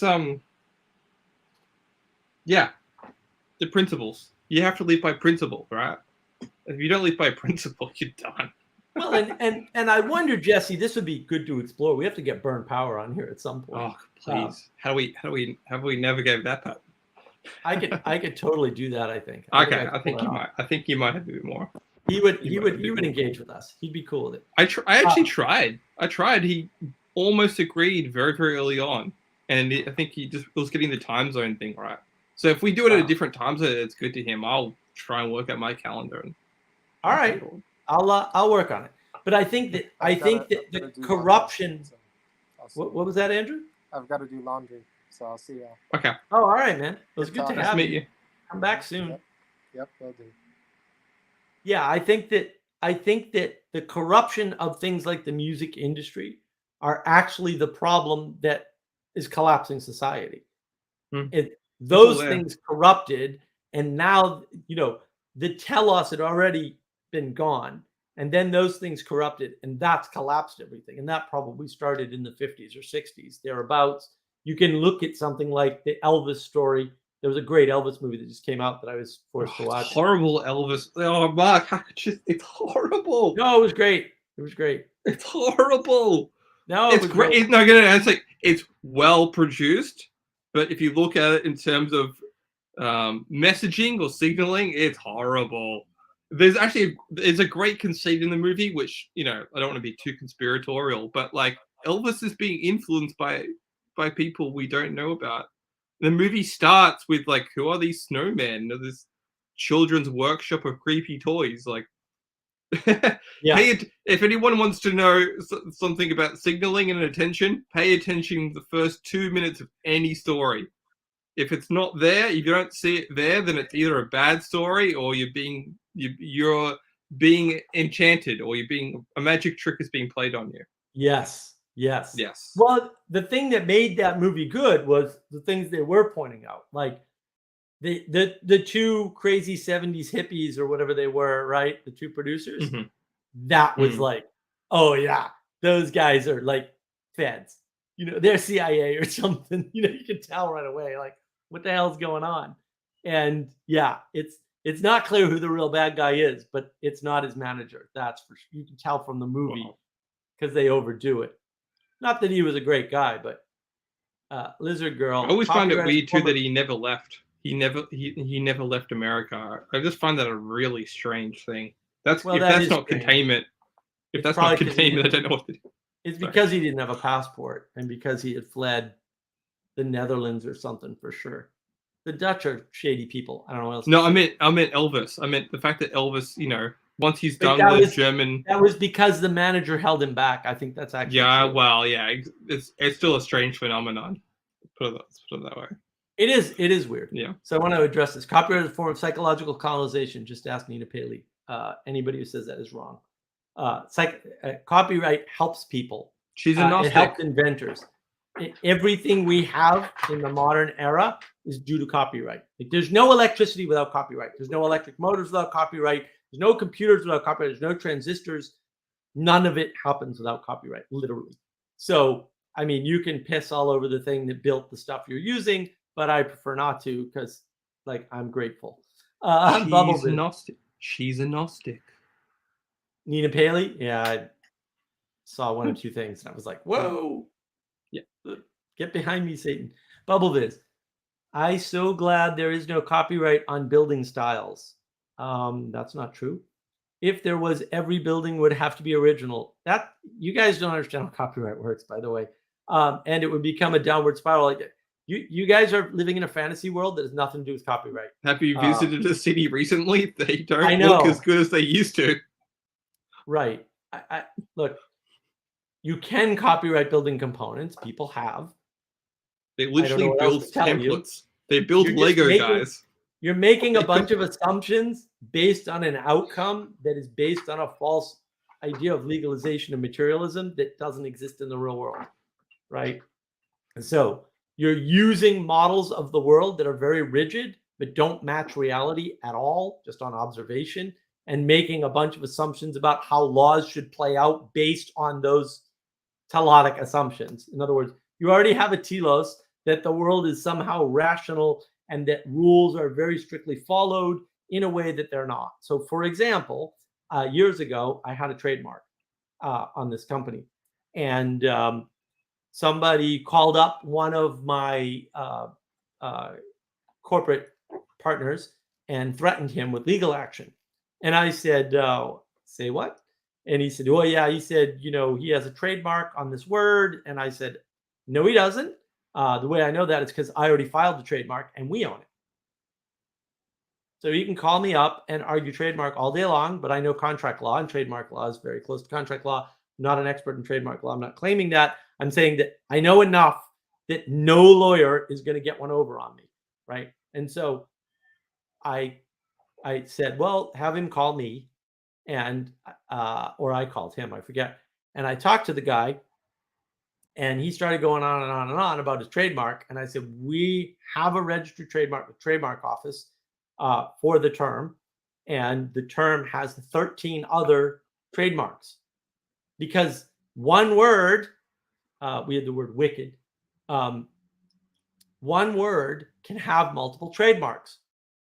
Dun, dun, dun. The trademark determination. I just went to a seminar on this week ago Wednesday. So I was actually at a trademark seminar just by happenstance, because I'm doing entrepreneur stuff, free entrepreneur learning.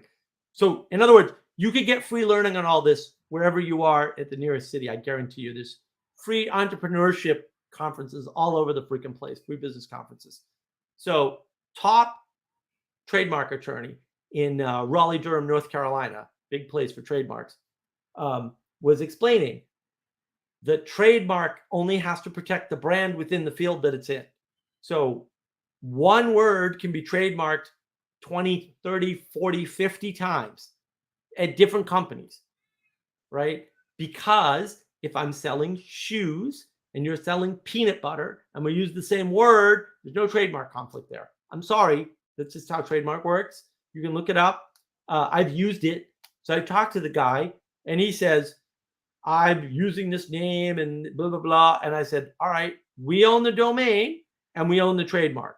And he goes, no, I own the trademark. And I go, that's not how trademark works. You're going to need to send me, and he implied that he was an attorney. You're going to have to send me a letter with your letterhead, from your address to my P.O. box, and I will answer it. But we're not having this discussion over the phone because you clearly didn't do your due diligence. And the minute I said the term due diligence, which is a trick that I happen to know because I've worked for lawyers and I've worked with lawyers, he went, are you a lawyer?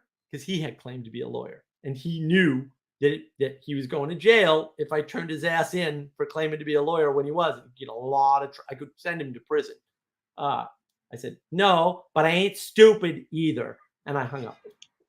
And he never called us again because he realized, oh, these guys know what they're talking about.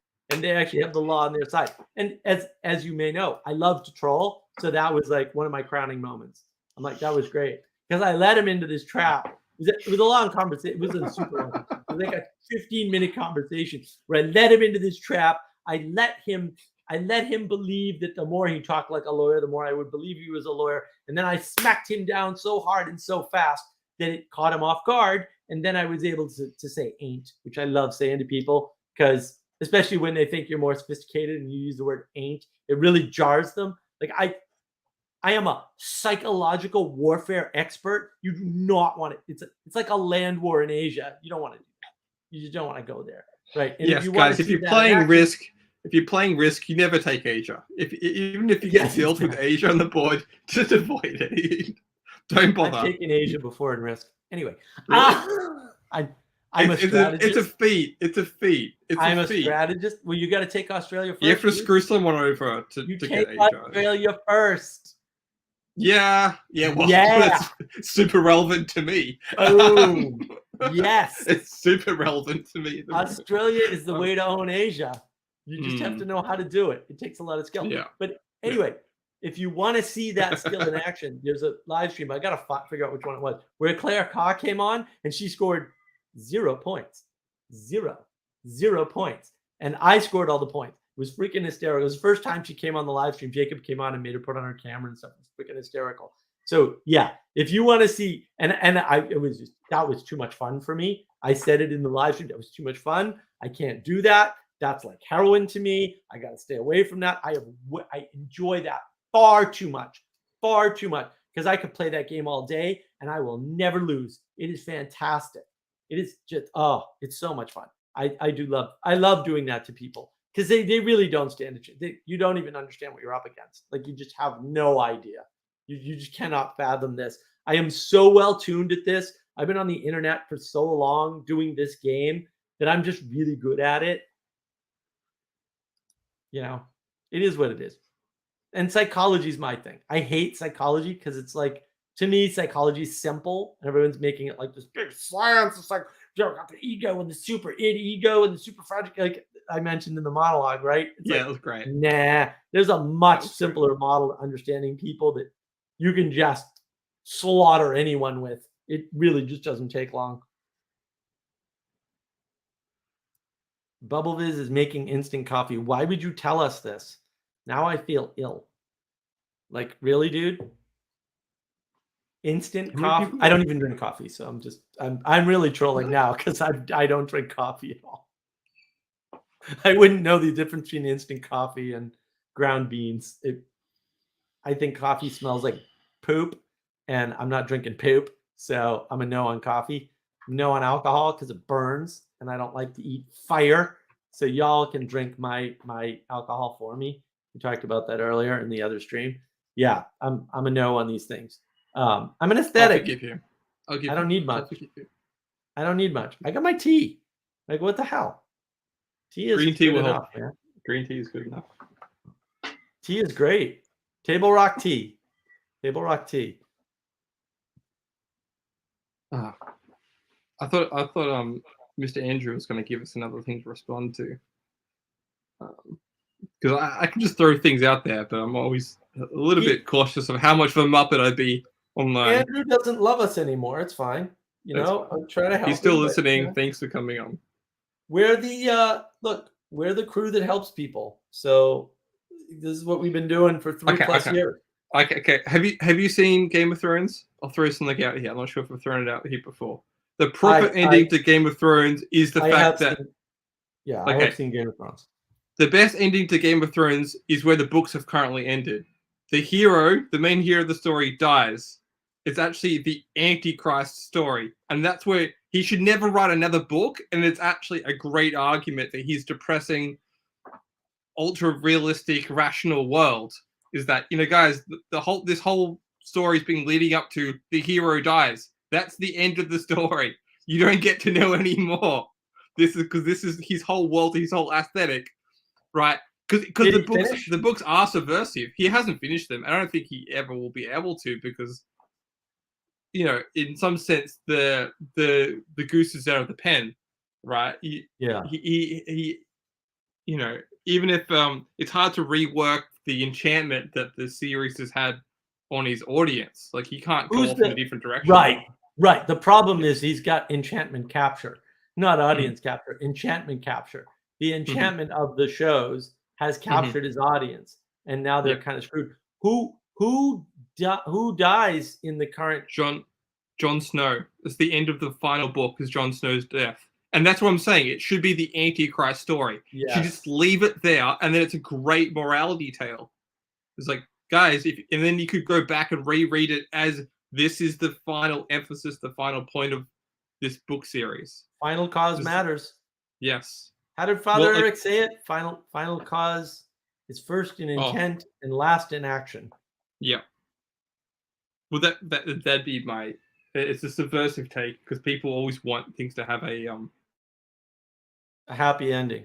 Well, the problem is we have too many stories with happy endings, right? We don't do fairy tales. Cathartic is the Greek way of saying it. They want the release of tension, and what I'm saying is the best release of tension for that story is for there to be no there to be the most realistic, you know, the first book ends with the father figure dying. But the pattern of happy ending is what broke everything. Stories are not supposed to have a happy ending. Stories are supposed to tell you what not to do and what you might be able to do. That's the purpose of a story. Lizard Girl, I always wanted to know what it's like to be Muppetized. You're already a Muppet, my dear. Sorry. You're a Muppet like the rest of us. Avatar in your logo. Sorry. Yeah. You're possessed. Yes. You're enchanted, just like the rest of us. The question is, by what? Right? Or by what things? Because it's not one thing. Yeah, but you can see the way in which getting rid of fairy tales, rewriting them as Disney did, right? In some cases. So what's the best Disney cartoon fairy tale like story? I'm gonna say something maybe a bit spicy. I actually think it's Pocahontas. I really like No, Pocahontas, no, but that's no. just personal preference. 0 people will disagree with this once you hear it. The Okay, Sorcerer's fine. Apprentice. Ooh. Why? Because he Ooh. screws up and he gets punished and everything works out anyway.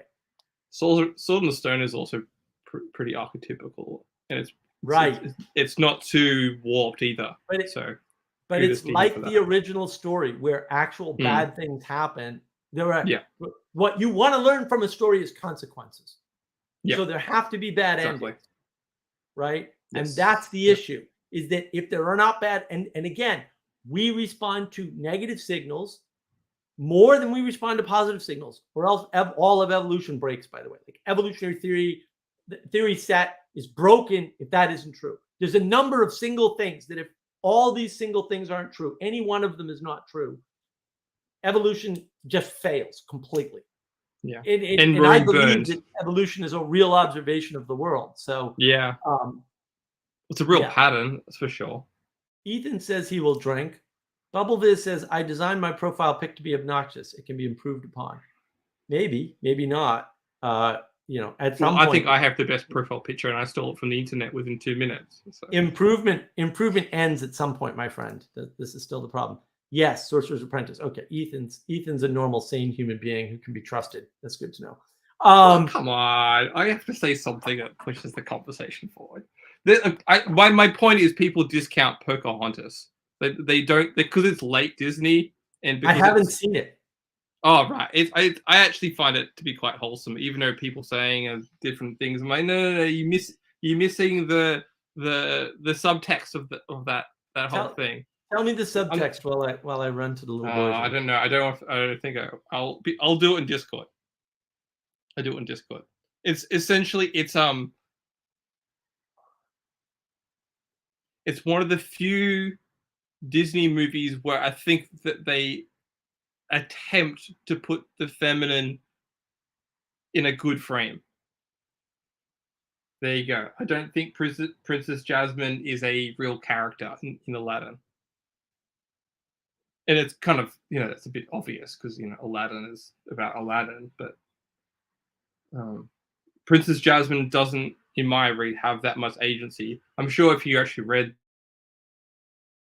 Knights, that character would have more sense of agency in a telos or a moral conundrum that the character is there to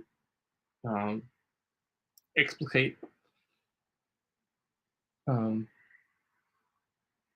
Beauty and the Beast, yeah, but then if you go back and there's actually a couple great podcasts that my partner's been listening to on these tales, and Beauty and the Beast and the Beauty and the Beast is far better than the original sources. That's for sure.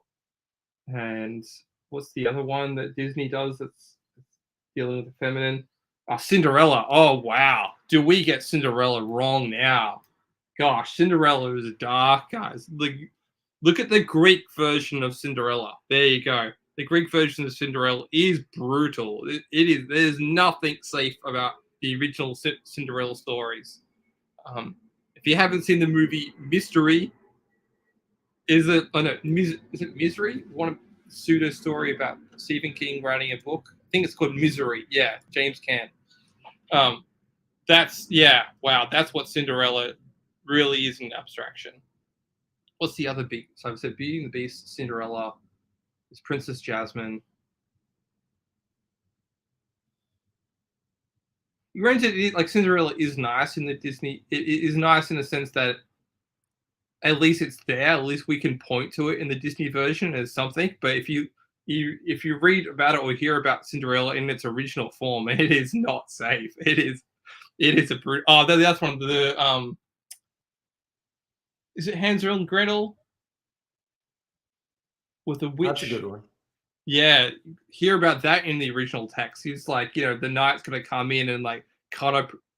That was the one with the wolf.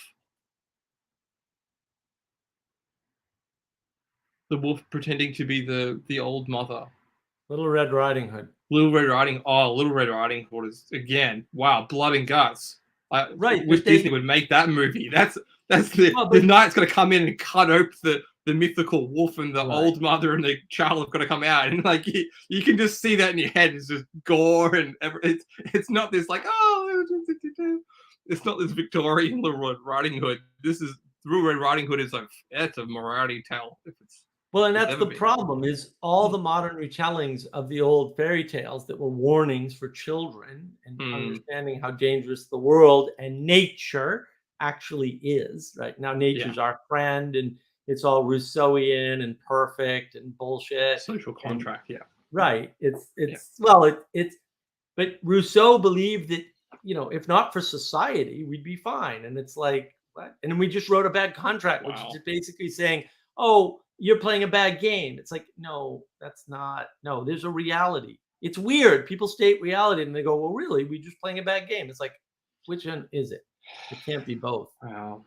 Ethan, if Disney remade Sorcerer's Apprentice, it would be Minnie Mouse murdering the master and then Happy Life Ever After. Quite possibly. It's amazing to me how many performative contradictions and outright contradictions people will just like. That AI video with Vervaeke is just. I You don't keep coming think back to there it. are any non-contradicted statements in it. Like, he contradicts everything he says in that video, I bet. Or real close to it. It is amazing. It was like, I couldn't understand it. And I'm like, well, that's because it doesn't make any sense. Also, it's technically wrong. But I heard this one good line. And look, he's got a lot of good lines. He's got another great line. Religion gives us a ways to contextualize in the world when we are not at the top of the hierarchy. Great line. Also true. Bubble Viz. Oh, this is for Jesse. TV series tip for you. Resurrection what? Ertugrul season 1. For free on YouTube. All right, we'll tell Jesse when he gets back. Yeah, the idea that somebody would admit that religion gives us a way to contextualize in a world where we're not at the top of the hierarchy. Yes, duh. But also, yeah, sure, it can sound profound if no one said it before. But then what religion, right? Then, and Vervaeke's trying to do the religion that's not a religion. Is he sure that's going to be able to do what he thinks religion is for? And how would you know?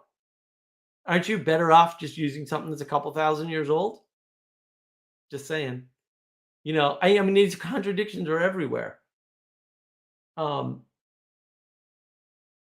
I got to go back through that video and take better notes for lots of reasons. One of them might be of interest to an audience. But anyway, we'll see if that happens. There's a lot there because we do engage with things and we don't notice contradictions. We don't notice problems. We don't notice inconsistencies. We don't notice this stuff. Sally Joe, they cut up the stepsister's feet. Oh yeah. Yeah,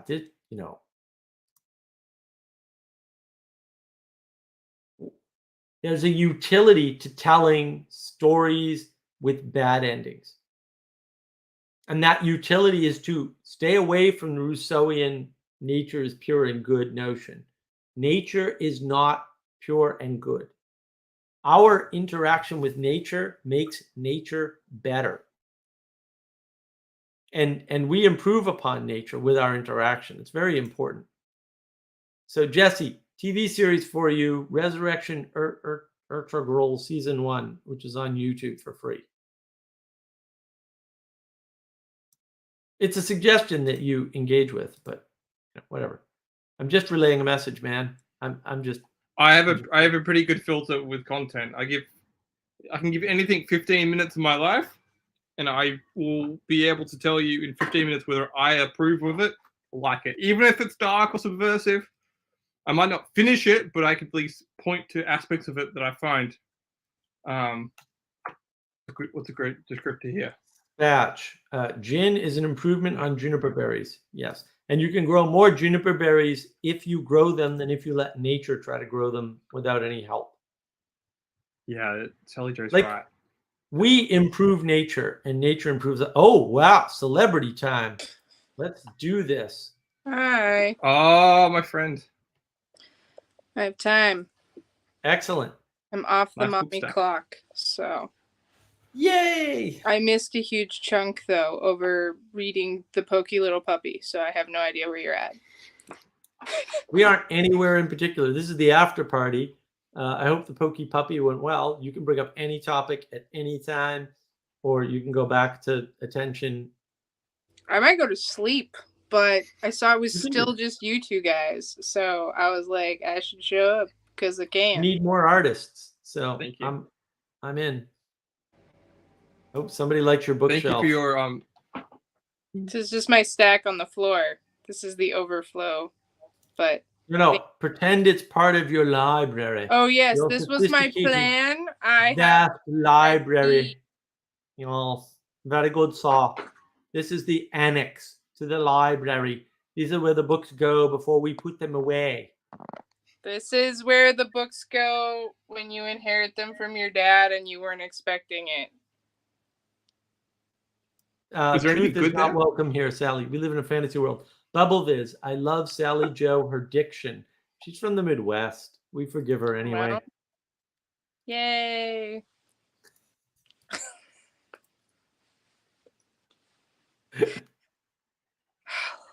Trying Sally to Joe, think what's of your the favorite attention folktale? notes because I didn't get to watch like the whole attention stream. So now I'm just like, did we cover it being like a spotlight? I like the depression thing. I thought that was good. I didn't talk about it as a spotlight. I probably should. I couldn't get everything in. I went an hour. I was like, Well- come well, on, Mark. You got to get it down to 40 minutes. It's very much like you see the available light, but you realize the things that are available to your attention. So it's Yeah. like the attention in the mind. I've been thinking of it as like the lens of your iris. Mhm. And that's actually kind of how it works because it Yep. can broaden and narrow and broaden and Yep. narrow and that is like your focus can Yep. shift. Yep. It's Well- really cool to think about it that way. It's reality, salience, landscape, awareness, attention. Right. Well, and then that's because like you can have stuff in your peripheral vision that you don't notice until it moves. Yep. And Right. that's Well, such a great way to think about attention. And then it's like, oh well, of course Well, I because- had no idea because Because I that's see stuff all the awareness. time I can't think about. Do you know how that actually works? Because I actually know all the tech. And Peterson talks about this a little bit, but so the way it works is you have two eye systems. You have two systems for sight. Two. One of them is very, very fast, but it doesn't do detail at all. It only sees movement. That's all it sees. So it sees movement and rough size and location. That's it. That's your lizard brain. That's the original. That's what lizards see, actually. That's your original lizard brain eye system, and it's still intact. It's very, very, very fast. So you hear a tiger or you see it movement, boom, it reacts to that. Okay, that's your awareness, and that's part of what sneaks into your unconscious signaling. And then what happens is, and this is, what Peterson talks about, the fovea of the eye, where your resolution gets better and better and better. On the outskirts, the resolution is so bad that only the lizard brain movement part works. That's So your awareness. this and is then your this is attention a You change your eyes, and then you can see. this is a fun thing in art because there's realism that has one focal point, and then there's hyperrealism where everything's in focus and it's actually Right. quite disturbing. And you almost can't paint hyperrealism without like a series of photos because you take a series of photos and like that's the art the Midwest is into, man. We're not into like people want hyperrealism. They want to see the steam off of an elk and every hair. And it's just like and when you say like information is useless, I'm like, yeah, because like that is so much information all the romance is dead. And like you can make up a romance about the information, but there's like it's Right. like doing postmodernism without blob art. Oh, congratulations. You find a way to make nature postmodern. Well, that's the Sure. opposite. Well, no, that's the opposite because postmodernism is determining the frame while telling you they're not. Well, But- and like there is beauty to that. Like I do like some of it. Let's see, the Wanders, critical realism. Yeah, well, Midwestern painting is probably a lot like that. Which like there is some beauty to it, and there is at least romance of everyday life, which is not lost out here. Like, because it's lost a lot of places. I'm like, let's get a good still life of a coffee shop. That's current life. That wouldn't be a like, but Right, that's but- lost. but Romance Sally, of the the- everyday. the availability of multiple frames is not postmodernism. And No, so, but focal points. no, but that's what I'm saying is that when you have more than one available focal point, that just allows you to enter the picture at any point. That's not what I'm saying, though. No, I know that's not what you're saying. What I'm saying is that the availability of focal points allows for that. And so that's the opposite of postmodernism. Because what postmodernism does is it tells you frames don't matter So- and then inserts one anyway. No, that's not what I'm. That wasn't my point, though. Because I know when that you wasn't your point. That when was- you I wasn't- have I a wasn't when you have making a your point. focal point in a painting, that controls the narrative because you're placing Yes. the viewer in perspective to the picture. Yes. And when you have Right. no focal point, you might as well have made a spin art painting. Because Well, you're except- doing that by just doing like you're using nature to do that. You're just right. But the taking first away the the first location case of the is the viewer. critique of the postmoderns. Like Yes. the first case is the critique of the postmodern. Oh, the person who set the focal point of the painting controls you, which Yeah. is this is where people say, Make the point. "Oh, they've got a point." It's like, well, they have an obvious point. Yes, it's the it's- purpose you're- of the yes. thing, right? So, but I'm pro narrative art, so you know that puts me in conflict with a lot of people. yeah, Who's up the center here? It's the Well, I mean- prisoner, if you can't see it. I So can't read it sentence. because it's wiggly. Anyway, Victor, it's called Sentenced, 1987. Really interesting painting in terms of the way they frame it. The victim is now Yeah, not glorified, but center. it's in the center. yeah. yeah.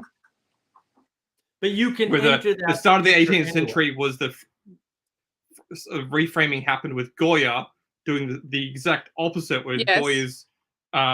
Goya and Manet in particular focusing on the injustice. The Russians actually reflipped that around, took what the Spanish were doing with their socialist ideals and reflipped it on itself and said, no, this is actually proper that someone's getting sentenced and we need to. Mhm. Again, it's still these social critiques and like what each culture wants to define as its values, but that's also again before the downfall of Russia. So what that book follows on. That would But have also, been the same yeah. era that a bunch of Peterson's paintings are from. Then yes, yeah, Right. he's actually quite into the critical realism. Yeah, I've only skimmed bits and parts of this because it's very wordy, it's very academic, but I got it for $5, so and it's got some nice prints in there. So the problem with me is I always find nice treasures and go, yep, great. Walk yeah, away. well, I got some great books of Belgium as well. I want to show you, Mark, even though Belgium's not a real It's country. easy to get swamped in everything you want to know and then never get a chance to apply it. That's why knowledge is Yes. evil. Can confirm. What you need to pay attention to matters. I just want to, because we just never get to talk. I just want to ask you, like, your Please, art please. backstory questions. Is that appropriate for after party stream? Yeah, sure. Yeah. This Do you have a degree in art history, art application, like fine art? No, just study it because we're like I dropped out of a graphics design course. I've dropped out of a music course. I've dropped out of photography courses. I've listened to and done multiple courses on art, but I've never done it academically. I've read books. I made almost close to $5,000 selling my own abstract art in my young days before I got a scholarship for music. Yeah, I've done Okay. lots of different I bits of things. attempted to go to art school on the GI Bill in England, and then immediately lost all my money, and it wasn't approved by the GI Bill yet. So before it could get approved, I just ended up having to leave England. And then 7 years later, I was trying to go to school again, and I still didn't want to do anything except art. I kind of wanted to do psychology, but my problem with psychology was the same as art, as I had no idea how I would monetize it. Yeah. And I'm like, well, it's been 7 years. I haven't found anything else I want to take. And I decided I better just do it. And then I got a bachelor's of fine arts from a university in Illinois, but I went for painting, and the painting curriculum was completely bereft of teaching. So I ended up It's all taking ideology. I Yeah, it's took all non-ferrous ideology. metals, and Okay. that's what I ended up just doing my surrealist paintings in little tiny sculptures. And yeah, but I That sounds like a good probably idea, actually. am like still just like a painter, like, because I just want to make little narrative story things. And now I'm falling into even more of the narrative with Mark and the dog-headed stuff, and they're encouraging me that I don't do bad cartoons. I do these stories, and being free medieval. and It's trying to do an literally amalgam medieval art. of. You need to do a But- double down version. That needs to be twice as big and better printed. And you I sell it know, limited. but I got like 6 other stories to do. I got a whole story about growing But up. you have that I did momentum in oil one painting. thing. What? But you have momentum in one thing. No, Jesse, No. Jesse. What? Well, two things. Two No, things. they're I have all to the tell same you. thing. Hold on. Two things I Oh, have to okay. tell I you, don't know. Jesse, and then I have to read this question and we have to answer it. But two things. First off, we have this. If you think we can monetize it, we should do that. You don't need her help to do that. We can just cut her in. It's all fine, right? The other thing is, my editor is getting you audio files for the audio work on the podcast. So I wanted to let you know that. Now, BubbleViz. I like the stylizing of real world, like an abstraction, like the ancients did, and like in anime. I would disagree with anime, like in Greek vases or medieval miniatures. And he actually says he likes your booklet. It's a great example. So- I will post the video for the booklet again. Jesse, in a are sec. you familiar with the homunculus as applied to art? Why does that So ring a bell? when little kids draw people, they draw a symbolic representation. Typically, there's a Yeah. rare 1 in 10 or 20 or something that doesn't. Yeah. But most kids The typically sun with a draw. smiley face. Yep. They draw a symbol of a person. So the symbol of a human being has a giant head and giant hands and giant feet.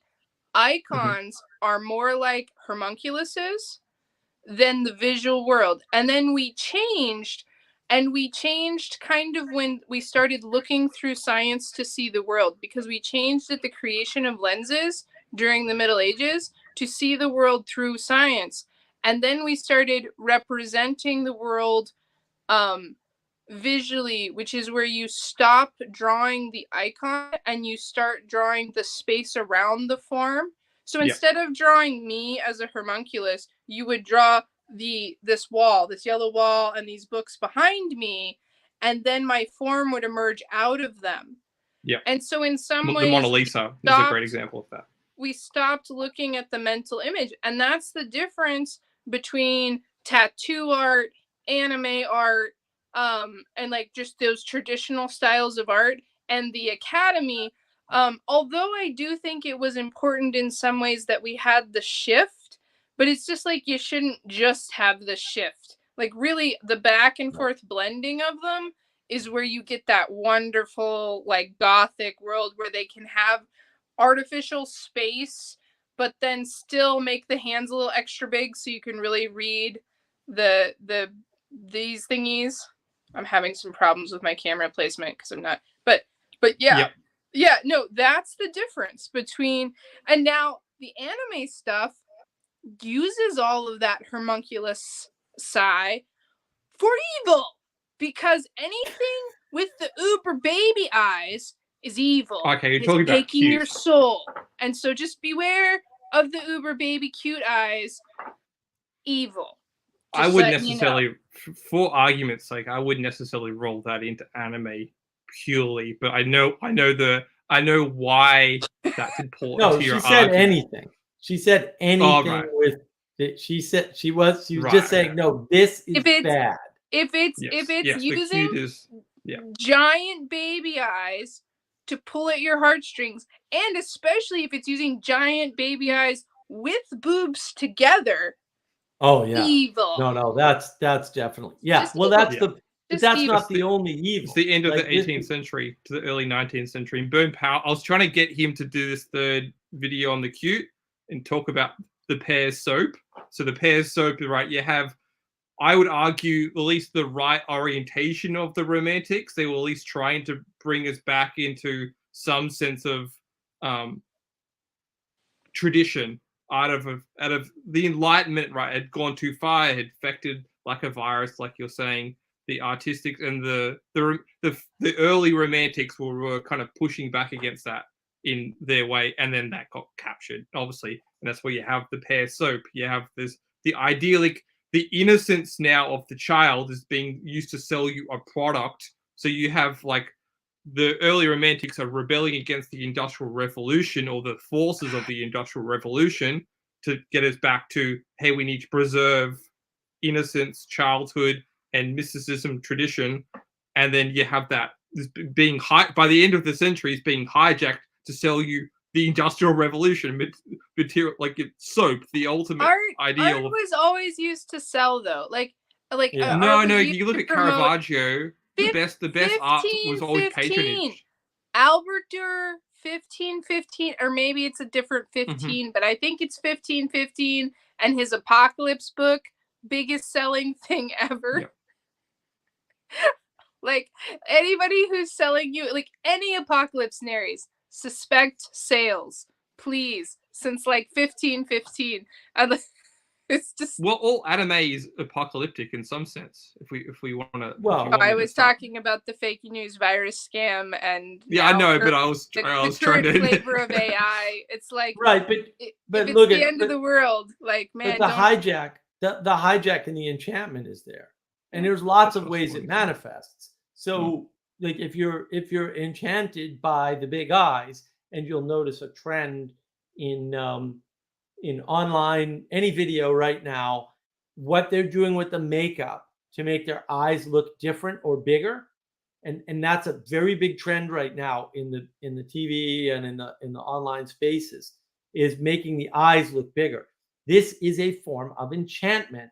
So yeah, you like it, but what's driving that? What's driving that is eros. And the interesting thing about the symposium conversation, which I haven't watched all of, right, with Vervaeke and Peugeot and this guy Howland, is that Howland says, and he's the scholar of the group in this case, he says eros comes down upon you. It is not a good thing. Eros is not, the ancient Greeks do not see it as a good thing. It comes down upon you. I would make two discernments about the Uber eyes. There's there's Uber eyes that are like uber sexy eyes, which are like the great big lids And the stuff. baby eyes. And then there's the baby eyes. Right. And like extra sexy eyes are sneaky and probably trying to take your money. Beware, men of all forms. But at least that's honestly so. Whereas the baby eyes are extra evil, in my opinion. Okay. I'm down with it. Jesse, did you see Sally Joe's video that she did with me like a year and a half ago or whatever, however long ago it was? So many videos, guys. I first will. video. Okay, I will. The I like origin Sally. of it all. No, you would like that video. Okay. Sally Joe finally rewatched it and then admitted to me that she actually almost figured out when I was pointing and she didn't catch it in the video. Yeah. I was What's like, it called? yes. What's it victory. called? It's on my channel. It's the original. It's Silence Salient Signal. Yeah. Or Signal that's Salient Silence or What's your something like that. Sally, you have a channel? I'm am Sally I Jo not M. following your Cooper. channel? I'm really sorry. I do art things. Okay. No, I've got. There's a link to her. I'm doing it to now. Doing it live, guys. short. Sally Jo M. Cooper, guys. Come You on. can't watch it all right now. It's like a 165. 2-hour video, dude. I know, but I'm plugging You you. actually- Come Oh, on, Wow. let thank me do you. it subtly. Well, cool. Let him freaking cue up the video, Sally. I'm Okay. trying So to I find can- it. I can never find it. I'm a Did you redo Muppet. all your thumbnails? What? No, I Did didn't you redo your all my thumbnails. It's the one with the Albert Doer, or no, that's the Apocalypse one. It has Jonathan Peugeot in the thumbnail, It does? and Oh, Paul Vanderklay and really? Herb, or maybe just Jonathan Peugeot. I don't know. It's been a Oh long yeah, time. silence. It's 94. There you go. I have a chronological numbering system for reasons. It is 90. It is number 94. Nice. I will link it. I will watch it So, on yeah. your channel, Sally, so you You get the can view. only watch it on my channel. Really? Oh, I thought The only Mark said he option. had. I thought Mark said he had it on his. No, that's not on my channel. This Well, was no, I before don't- Mark was doing a channel. I don't play that game. Was that before I was doing my channel? Yeah. Yeah, it was. Yeah. Well, I've got a and bunch of Mark videos on with other empty channels. room and mustache, Mark. Wow. Sorry. Yeah. No. I No, we've posted the link for been everybody. cultivating Mark for some time. Oh, is that what's been going on? Okay, Sally. Mark, the your narrative? audience captured. You just don't know it. Oh, Peugeot's got a great clip from a larger talk that he did. He's talking to Mhm. this artist who did a flip. It's cards, like playing cards, and it's got the Mhm. king on one side and the joker on the other, and the king's hand is outside of the card, and the joker's hand is grabbing his wrist outside of the card, and that's Oh, his yeah. flip. It's awesome, and they're describing it, and the guy's actually drawing while he's talking to Peugeot in the video. Oh, that's It's great. Owen Cyclops, right? Oh, Yeah. that guy. Yeah. I love Yeah, that he's guy. he's got some good things. I need to watch. You need the Well, filter this is though. the thing. There's too much you can fall into, and then it's like Yeah. it's like worst with artists because I can follow their train of You thinking. can fall and then into just get things if you nothing don't pay done for, like, attention, forever. Sally. But if you're paying attention, you won't fall into things, you muppet. That was the whole theme of the stupid. I didn't watch it. I was. You know what the solution is? Watch my videos. It's still the solution. It's still the answer, Sally. I'll course you would listen say to it that, while Mark. I'm driving at some point. That's what I'll end up doing with your videos, Mark. You have to watch them all so you understand the world and you won't get trapped by this enchantment. This crazy person enchantment. Well, it's natural to be enchanted. This is the thing. You just have to train yourself to be able to have a boundary when people cross and you go, yeah, Well, great, you've got me. right. It's fine that you got me. You fine that you entertained me, Right. but You I have a just gotta- boundary. You've crossed it. You got to just irrationally notice when you're creeped out by people like Sam Harris and just be like creepy and need no reasoning and then Right. just move on. Right. That's Yes. exactly true. You do not reason is a total trap. And this is one of the things that I don't like about Vervaeke. There's a channel called Esoterica. And on that channel, there's a video about the Socratics. And there's and is it about the Socratics? I think no, it's about the Stoics. And I think that's where he goes into some of this stuff about, the Stoics have this big mystical tradition that nobody ever talks about. It's like, well, yeah, because all philosophy is embedded in religion, even for the ancient Greeks, and we just lie about it. And then there's another, I think it's a different video he has, where he talks about Plato and mania. And so what Plato says is mania, which is roughly translated as madness, probably a bad translation, is more important than rationality, especially for insight. And I'm just like, yeah, of course they would say that. Like, I don't understand why we strip all the good stuff out and say this is philosophy and it stands by its. It didn't. It doesn't. That's wrong. It's a lie. You've been fooled. Gnostics. They're all Gnostics. Burn them all. They're all witches. There you go. Posted it in the thing. That video with the cards for sure. Where did you post it? I don't see In it. the thing, because you can't. You have to go outside the browser. Don't ask a Muppet to do IT. Even though I work in IT. Do you consider yourself an independent artist now, Jesse?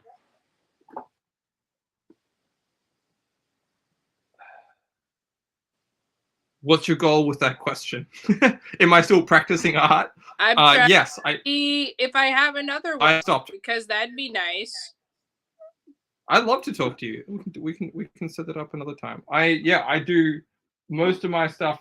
I like people don't understand. I have so many unreleased music projects that I've just been in fear of releasing for, I guess, not having a backbone and a spine to backing some of my musical ideas or aesthetics or statements. Because music by definition, you are stating something. You're like, Yeah. here is the melody or here is the harmony, and you either vibe with it or not. And You're just describing my problem with paint. Why are you stating things? Why are you being so forceful? This is like a straight shot. And I was just like, thank you. And they're like, no, you shouldn't be forcing your opinion on people. You're doing 2D drawings. I'm like, oh, Yeah. sorry. I didn't realize we were making trash. Excuse me. well, like there's this phenomenon right now called made to fit art. Like literally galleries will approach artists and be like, we need something on this subject for this part of our wall. Yes. And so it's completely Yes. it's like IKEA approaching I've been saying, can you just make us a little Right. jingle? I tried independent galleries for like 2.5 years after art school and then just decided to hell with it and started a YouTube channel. And like I sort of had the YouTube going, but like I really just decided that's where I would put all my artist practice stuff and that's where I do all my artist talks. And then I just decided I would just keep working with people until I found some ground to stand on and just keep going. And I tried to work with a number of bands, which always turned out horribly.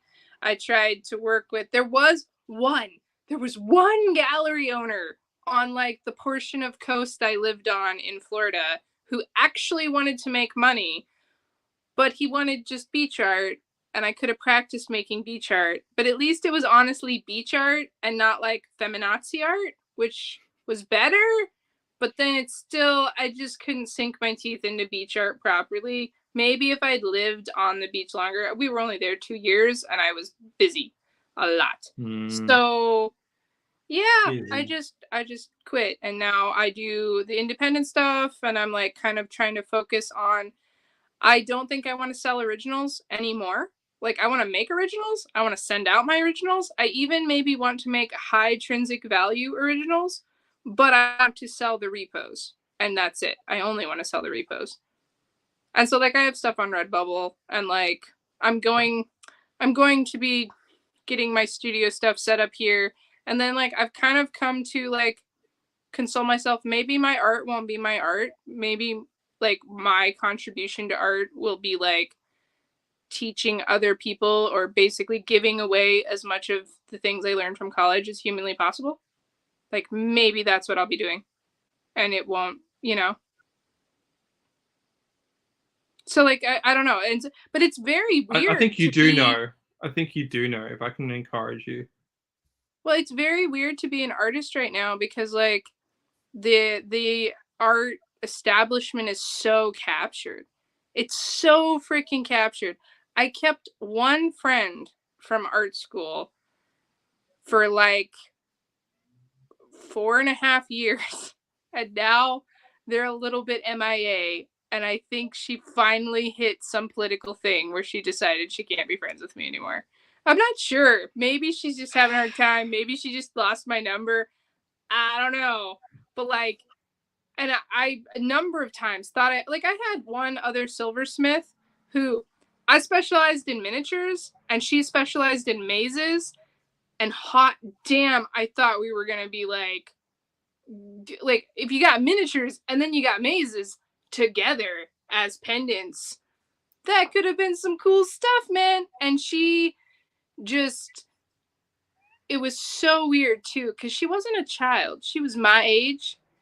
And she just train wrecked over political stuff.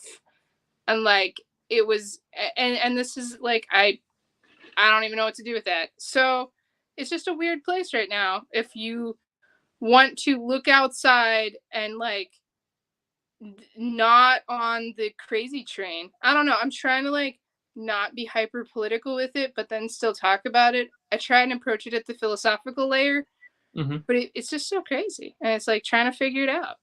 No, because it's flat, so you can't approach any of it. Well, it's And the world is dialectical. flat.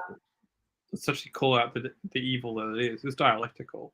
So, if Well, you They're Yeah, making and- it dialectical. It's not. well, yeah. dialectical. Wow, it doesn't matter. That's the flattening of the Pragmatically world. speaking, it doesn't Flatten the matter world, what. you turn it into a dialectic, and then Yeah. evil happens, and Um, chaos emerges. The flood is here. I can send you some things, Sally, that I've found helpful for my own mapping of phenomena. One of them is this idea, and I don't completely buy it, but it's helpful to at least use as a soft frame, which is Francis Fukuyama's idea of the battle for recognition. So if you're trying to be an artist, right, you're agreeing to this dialectic of the battle for recognition. Oh yeah. And so that's why you will make your art as I like to use the word spicy as possible, because you're wanting to be the goal of your art is not the art, is to be recognized as an artist. It's a complete reversal of the responsibility of making art. Like the goal of most of these art schools is to make you an ideological activist of some sort. And so in order to do I that, like you need to that- be recognized as an activist. You need to be approved as they need to be brought up. I don't know Mid-Journey very well, but like the idea that they don't see a future anymore, I think that's accurate, and it's like the only availability is critique on the present or past. Yeah. Because Right. Mid-Journey Well, I can't be don't- controlled. Yeah, the problem. We have an art world that's highly dependent on ideology, and ideology is a tool of control. So Well, the it's reason not- they're saying well, that's backwards, Mid-Journey will though. kill things is because they can't control it. But that's actually backwards, right? The real problem is they know, I know. they're sure, and they're correct that art moves the world, right? But they think they can control art to move the world in a certain way. This is why Peterson's fascinated by the communist posters, right? But it doesn't work, right? Because you need that alignment with the higher good. And the problem with Mid-Journey, and I've got Mid-Journey, I've experimented with it. It doesn't work at all. Like at all. Like there's no way you can make the kind of art you want with Mid-Journey. Not so You can't can even make use it for things. free. You can't I've even got use it some- for free now. It's not democratic anymore either. Like you literally say you get a free trial, and then you try to log on to the free trial, and it's like, no, we're too busy. Come back and pay us. Right. Well, everything's like that. Well, because they're trying to Yeah. turn everybody into artists. But the thing is, Mid-Journey, like rap music and other types of music, relies on real art to modify.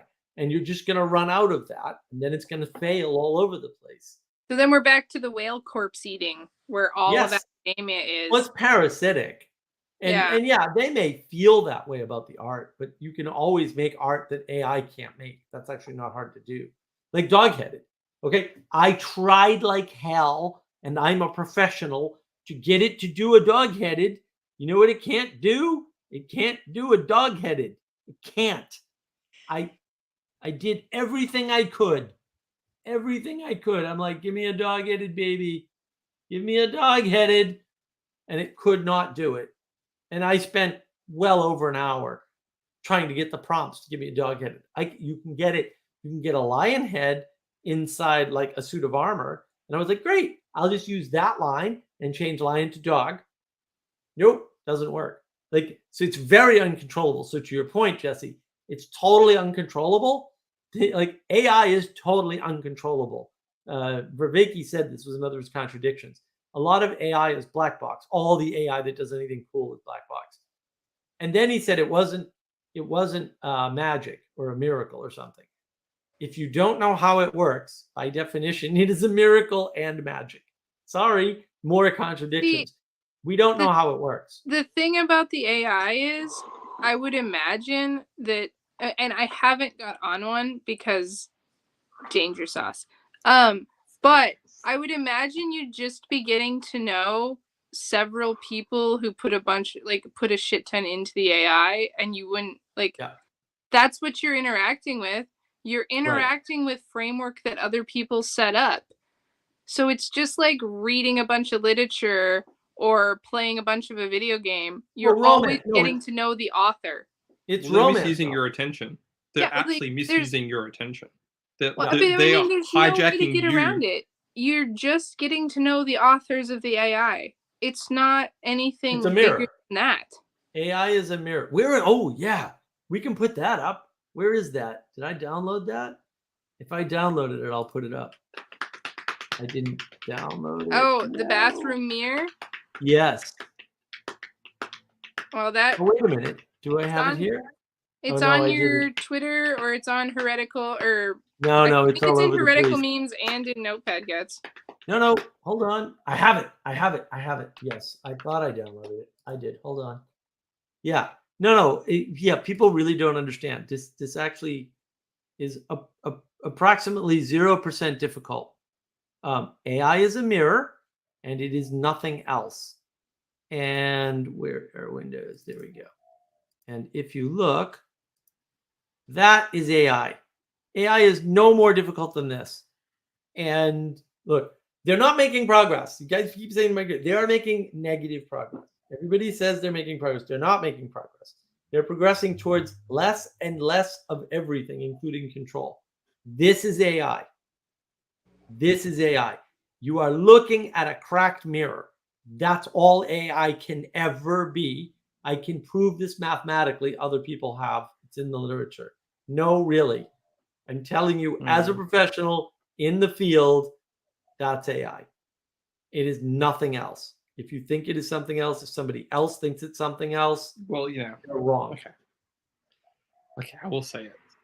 Lex Friedman is an AI guy. So of course he's going to push that narrative in the positive. And guess what? Right. You know, Joe Rogan had the YouTube.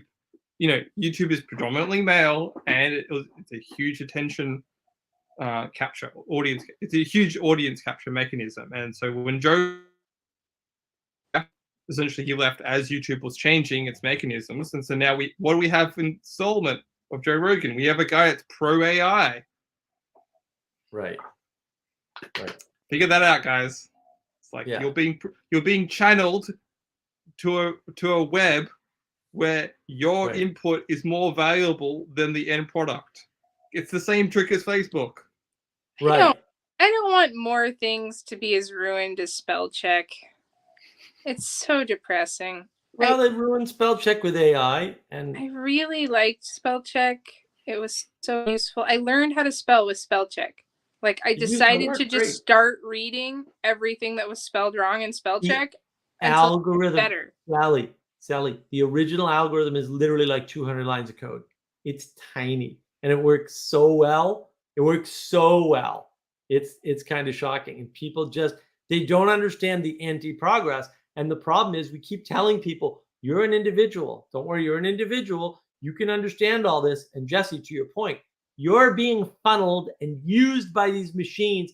Like, all the dystopian nightmares about corporations are true. It's just your targets of attention are wrong. You're being hijacked by the intellectual class that isn't getting paid well, according to them. And they're trying to monetize you as a creator without giving you creator credits and telling you that it's the AI that's doing the art. When, to your point, Jesse, you're giving them something far more valuable than the end product without even realizing it. You've been completely hijacked. Completely. Your attention has been tuned away. Attention. Right. The three most valuable things that you have: time, energy, and attention, which is power when it's directed. Those are being stolen from you and given to strangers on the internet who are trying to start businesses to overturn other businesses or other industries like art. If you want to contribute to that, you can. I don't think that's good. I don't think there's any way it can manifest the good. And you have been hijacked. You have been given a religion that you do not understand. And that is why you are worshiping AI, by giving it your time, energy, and attention and cheerleading for it. When in fact, it's a mirror, and it's a garbage mirror, and it's a parasite upon the planet. I have tuned AIs, many of them. They are not what you think. They do not work. If you knew how much work went into Midjourney and how much tuning they were doing on Midjourney, you would be flummoxed. They're burning money. Who knows whose money? They're burning money left, right, and center to build something that, and they release new versions all the time, and they get better at some things and simultaneously get worse at others. And if you watch Midjourney, if you're on the Discord and you listen carefully to what they're saying, they admit to all this. It is not working out the way they expected. It reminds me of one size fits none in the military. Yes. Tell that story, Sally. So like you get a thing and it comes in like 7 sizes, and some general gets frustrated with the fact that he's got to order different sizes. And so then they make it a one size fits all item, and then it fits none. And then they order 20 billion of them. And then you have to buy non-standard issue if you want it to work, or you just have to die because you got snagged on a tree. Either way, it's all good. One size fits none. You can't make a machine that does all things. Like, it'll do none things. That's how many things it'll do if you make it do all the things. So like spell check originally, great. Spell check that can make tea, trash. Spell check with a bad TLOS. The spell check that AI has tries to figure out what you're trying to say and correct grammar and spelling all in one go. And instead, it just does a bad job of correcting my typing mistakes. A really bad job. It Like, guesses words and puts in entirely different words on my phone text correction now. Right. And it just makes me like sound insane. And I had a really good one today that I can't remember, but it just completely adjusted the word until it was not even relevant to my sentence. And I'm just like, what's happening? It does that to me all the time. And the funny part is AI spell check for me would be easy if it were customized to me, because I'm actually only using a handful of words in tweets anyway, but they don't do that. They could make it better, but they don't. Is that possible? Can we make an AI that works specifically for your voice cadence and culture? Oh yeah, it's really easy to do actually. So why don't we do that? Pattern matching? You don't even need AI to do it, actually. Technically, you can do it with just machine learning, which is not AI. The machine learning techniques for things are often better than the AI equivalent. Why don't we make a better version of the spell check just with those 3? Because you can't get government grants for spell check. Well, nobody will adopt it. So here's the problem. Here's a little known secret. I haven't done a video on this yet. Well, maybe I got to end soon, but yeah, okay. I mentioned it in one of my videos on my personal channel, which is just my name. They, at some point in computer history, I think it was the mid to late 2000s, they changed the base libraries that everyone's using for sorting by alphabetical order. In the original alphabetical sort order, it was shortest first, and alphabetical sort, shortest first. The reason why that's important is that when you have embedded numbers and you don't put zeros in front of them so they're not the same length, the 0 through 9 will come out correctly. 10, 11, and 12, right? It'll be in order. If you don't do shortest first, that is always wrong. Always. It's always wrong. And they changed the algorithm that's in the libraries that everybody's ingesting because no one's writing their own code, which is fine. But it doesn't sort by alpha correctly anymore. And it hasn't for a decade or more, like maybe 2 decades. It literally doesn't work, like at all by any definition of alphanumeric sort. The current alphanumeric sort does not operate. And when you see it operate, you go, oh, I see why it's important that it does shortest first. So at some point, code's going to crash because it doesn't have a structure. What happens is it's because AlphaSort doesn't actually work. When you feed data sets to AIs, you have to do all kinds of additional processing for no reason. Like AlphaSort would actually work if you did it the correct way. It would actually work in like 99.9% of the cases. But now it guaranteed not to work in certain well-known circumstances, like when there's number sequences and they're not zero padded to the same length. But also it fails when they're different lengths of text and the numbers don't come first. So it fails in 2 different conditions spectacularly. Do you any need a particular- live data set, or can you just work from just segment it to teach an AI to just sort No, it you out can't fix properly? You can't fix it. Okay. All It's I'll not take your word fixable. for it. Because they put it in order and you dump it into an array. Then you have to fix the array. Now you could run another sort on it that actually worked, because that shortest first sort algorithm is not Mhm. it's trivial, right? It's actually Mhm. trivial. But at some point they broke all of the sort libraries at once somehow. I mean, I'm sure they're just linking with a new new version of sort or something, and nobody paid any attention to the fact it doesn't work. Real quick, back to attention stuff. Did you talk about the diffusion of attention, like the Yeah. the fading? Awesome. Okay. Yeah, We I just talked did about then the fact that it gets spread out, and that's Yeah. the problem we're suffering from. Is we're Yeah, because there's looking so many across, things to pay attention to. right, and it's just diffused, and now you're confused, right? You can't figure out Cool. what's what. We don't even have computer programs that can do that anymore. If no one was following Right. Mark's point, then Yep. we Right, have and- computer programs, literally It's two- things that aren't human that are confused. They're It's two confused. problems. Yeah. Right? The algorithm's wrong and nobody noticed. Nobody paid attention to the fact that the algorithm changed and broke, and everything that uses the sort algorithm is now more difficult and broken. Nobody's actually paid attention to this at all, even though it affects literally all data entry. All data entry is affected by this bug. And it's been in the industry for decades. At least one, probably two. Would make sense. It's amazing to me. And I'm just sitting there like, guys, objectively, there's a right mathematical solution, and you're computer scientists. How the hell did you make the error, and why is it still there? Right? Like, making the error is not the error. The error is keeping the error there. Like, how did you do this? Like, I don't understand why you haven't noticed that this is broken and then it takes 2 seconds to fix. And Maybe yet they like haven't. moldy cheese. Maybe don't they just like prefer their it. cheese with mold in it or something because of it. You know what I mean? Like They they're just don't like, see it oh, we as a make moldy problem. cheese now. We don't make real cheese. We make moldy cheese.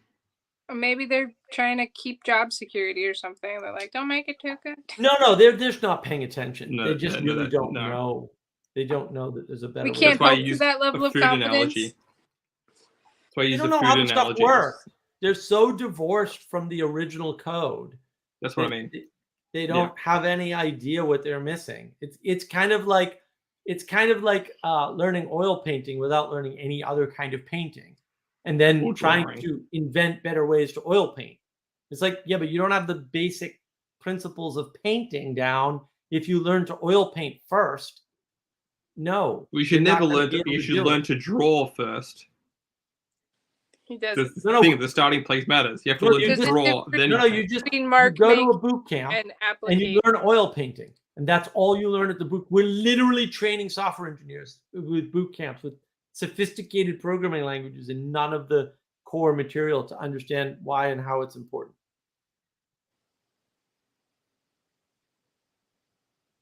At the same time, Like- we know we're talking about digital currency.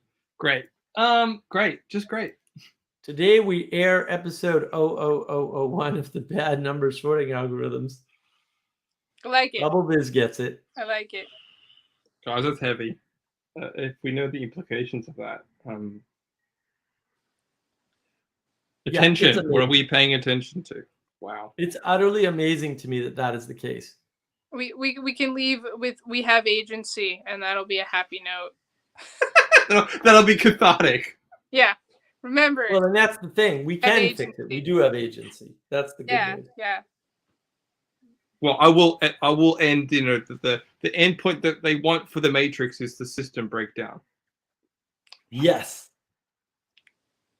Yes. Well, they want to crash everything. There was an accelerationist in the live stream chat today on Vanderclay's channel. I was like, what is wrong with you people? Why are you accelerating this problem? I do not understand why you want to crash the bigger car that you crashed the little car you were in. Now you want to crash the car we're all in. I'm like, that didn't work out well for you. And I don't think it's going to work out well for the rest of us. I wish you would, it's like these people who want World War III. I'm like, can we not do that? Can we just not? Can we just stop paying attention to Ukraine so it goes away and Russia just does what they're going to do? And the number of people who are actually fooled by, if you can't defend your country, you're not going on the offensive ever. That is not a strategic option that is available to you militarily. If you studied an iota of history or military history or strategy or military strategy, you would know this. And the people that are Or telling you trade-offs. otherwise certainly know this, and they are certainly lying to you. Any day trade-offs. now, Ukraine's going to take over Moscow and win against Russia. It's like, what are you talking about? Why are you a lunatic who can't understand the basics of reality? Like, first things first. And we can't even sort numbers, and no one's noticed. And you're worried about Ukraine winning the war against Russia that it never had a chance to win? Come on. Come on. Just stop. You're killing me here. You're killing me.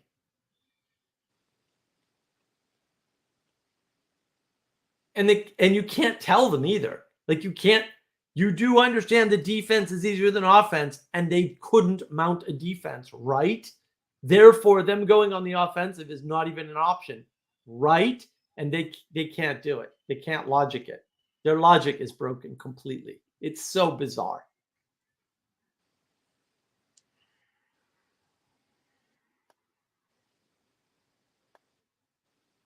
We're doomed. We're utterly doomed. What are we going to do with these people, these Muppets? They don't even know they're Muppets. How do we resolve the Muppet crisis? Come on, Jesse. Help us out.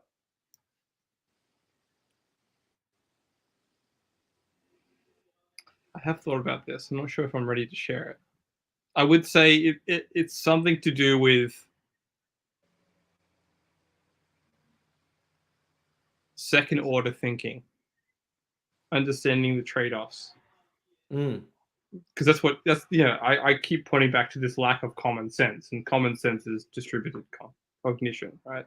So, which requires second order thinking. It's not just thinking of yourself, but thinking of those around you. So the best way to do that is actually to connect with your neighborhood, which is just collides with the intimacy crisis. The fact that you just don't want to get to know the person that's living next to you. It's like, well, how are you going to restore common sense if you can't even be nice to your neighbor? Or pay attention to your neighbor, at least. One at a time, I think, with that, as far as getting to know people outside. Because it's somewhat insurmountable to know your neighborhood, but there is the possibility of just picking one and being like, hi. Well, that was the most dangerous thing about the whole COVID thing. Like, you would quickly think that in times of struggle, people would band together and get to know each other more because, right. But they installed this psychological operation called social distancing. Places they did. Like, I got friends because of COVID, because Florida was only a partially locked down state. After the third week, Florida man got crazy and they realized they weren't going to win. But then there were still people who were like, no, we're good people. We're not stupid hicks. We're going to listen to the COVID orders. And then when COVID happened, I finally found 2 mom friends at the park because they had their kids out. And I was like, hallelujah. Now I have 2 normal people that let their kids pick up sticks and actually climb stuff and throw a rock occasionally and stuff.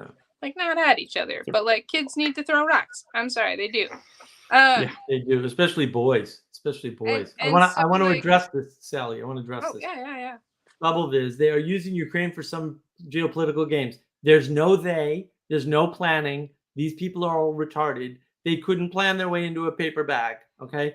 Like Sweden and Finland becoming NATO members. These are independent actors panicking because they're crazy people. It's tragic for the Russian and Ukraine soldiers. It is. That's the problem. They're going to kill more people. And the only way to end a war is in negotiation. No wars end without negotiation, period. It's never happened in the history of the universe because it can't end any other way. Ethan, participation in the good. Yes. Ethan, every waking moment is a moment of attention. Right, the sin of acedia. Give your attention to the good. Yes. How you solve the Muppet crisis, to some extent. I mean, I think part of the Muppet crisis is realizing you're a Muppet and having that level of humility to be a Muppet, and then starting to rely on people, because the term social distancing is evil, and it is nothing else. It is not an error. It is not a mistake. It is not a correctable thing. It is evil. It is evil. The proper term for what they were pretending to say but didn't intend at all is physical distancing. Physical distancing may or may not be appropriate. I tend to think not, because actually, if you don't spread a virus, it just pools in the population and becomes more virulent, technically speaking. This is mathematical models have been known about for 50 years now. We already know this. It's in the papers. And not allowing the right of assembly is an evil tyranny, actually. Right. It's tyranny by definition. Well, equal right of assembly. Little boys need to throw That's where I want rock, to go. fight, and roughhouse. There you go. It's the Ethan equal should rights know to he's still a assembly. little boy. That was the most dangerous thing. Some things got more rights than others, you know. And that was the other dark thing. That's the thing that's probably made me more conservative, was just noticing that very basic fact from animal farmers, you know. The time of crisis, that pattern played out. The pigs. 4 legs good, 2 legs bad. And then I was like, oh no, 2 legs good, 4 legs bad. The pigs definitely were on display, sitting at the table wearing linens and such. That's for sure. Yeah. Yes. Probably the other thing too is, you know, memento mori. Remember your death. We only have so much time. Benjamin Franklin, do we want our neighbors to have a cooler car than us in the free market? Yes, we do. Yeah. My friends and I routinely, like, my buddy's got a really cool car, and you know, look, he built his car, and it has 600 freaking horsepower. What you do with 600 horsepower in New England, I don't know, but he likes my car, and I have a purchased vehicle that doesn't do 600 horsepower, but it's got no roof as an option. So there's a popular meme that you are basically the average of your 5 closest friends.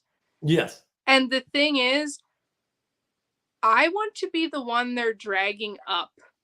I don't want I don't want to be the one pulling my 4 closest friends up. Well, I want to be the one they're dragging up. Please. But this is very much that skeptical cynicism that you have no choice. Please let me be the poorest friend, only moving up. That's but imagine being so cynical and skeptical that we would want our neighbors not to have a cooler car. Why wouldn't you want the best for the people around you? Like, what the hell? You have the option to fix this. You can say, I want my neighbors to have whatever it is they want the most. And you know what you could do? You could help them get that. I don't want to be the richest neighbor. I want like something to progress towards. Like, I don't want people being like, please help me, like, figure this out. No, I want other people that I can ask that question. But you also want to be able to help people out. Like, oh yeah, absolutely. But people have the cooler car. I don't care if somebody has a cooler car than me. Why do I give a sheep? Well, and then also people have wildly different goals. What I would do with $1 million looks nothing like what other people would do. I doubt there's many people that like have a functioning windmill in their like life goals and like pump wells and stuff. Like, that's a me specific. Like, yeah, nobody else. No one wants that. I'm just like, yeah, that's the coolest thing ever. That's not what other people want. Let's address this Ethan thing. I wonder if it would help these folks if that when we call out evil, we explain why and how the evil we are calling out is willfully trying to destroy creation. If we can. I like that. But people don't know what creation is. So no, that's the problem. It won't work. Well, why did Tucker Carlson? Here's a spicy thing I'm going to end on, and it isn't on attention, right? If you watch that Tucker Carlson speech at Heritage Foundation, he says multiple things that are pushing the narrative forward, right? That's one of the most interesting things he says is what he says is evil. Yes. Not everything else. That's the stream that Vanderklay did today, because Vanderklay Right. got crap. Right. And Kale Zeldin explained it. No. He violated the New England rule of elites. And that's actually true. What Kale said was true. I do want to read this. Bubble Viz, please pay attention to the amount of attention you're giving to attention delegation. Sally, chaos is a ladder. Let me tell you, Benjamin, the people that tell you that are evil. I can confirm this. A ladder is order. Chaos cannot have any overlap with order by definition. Chaos is not a ladder. That is wrong. The people telling you that are manipulating you. You should run far away from them and their narratives as you possibly can. Pay close attention to all their narratives and ditch all of them. They're all mind control. I mean that technically. They are mind controlling and enchanting you. Do not believe that. And not just bad behavior by ignorant individuals. Yes. Evil is not merely bad behavior or mistakes. Mistakes are not evil. Bad behavior is not necessarily evil. Evil is a special brand of, what do you call it? Deliberate, unavoidable intent plus action. That's evil. So saying something like social distancing has to be evil because society relies on no distance or less distance. You can't, it's a contradiction. When you break society, you destroy distributed cognition. We can't live without distributed cognition. It is evil. Without touching the creation issue. That's how I can explain it.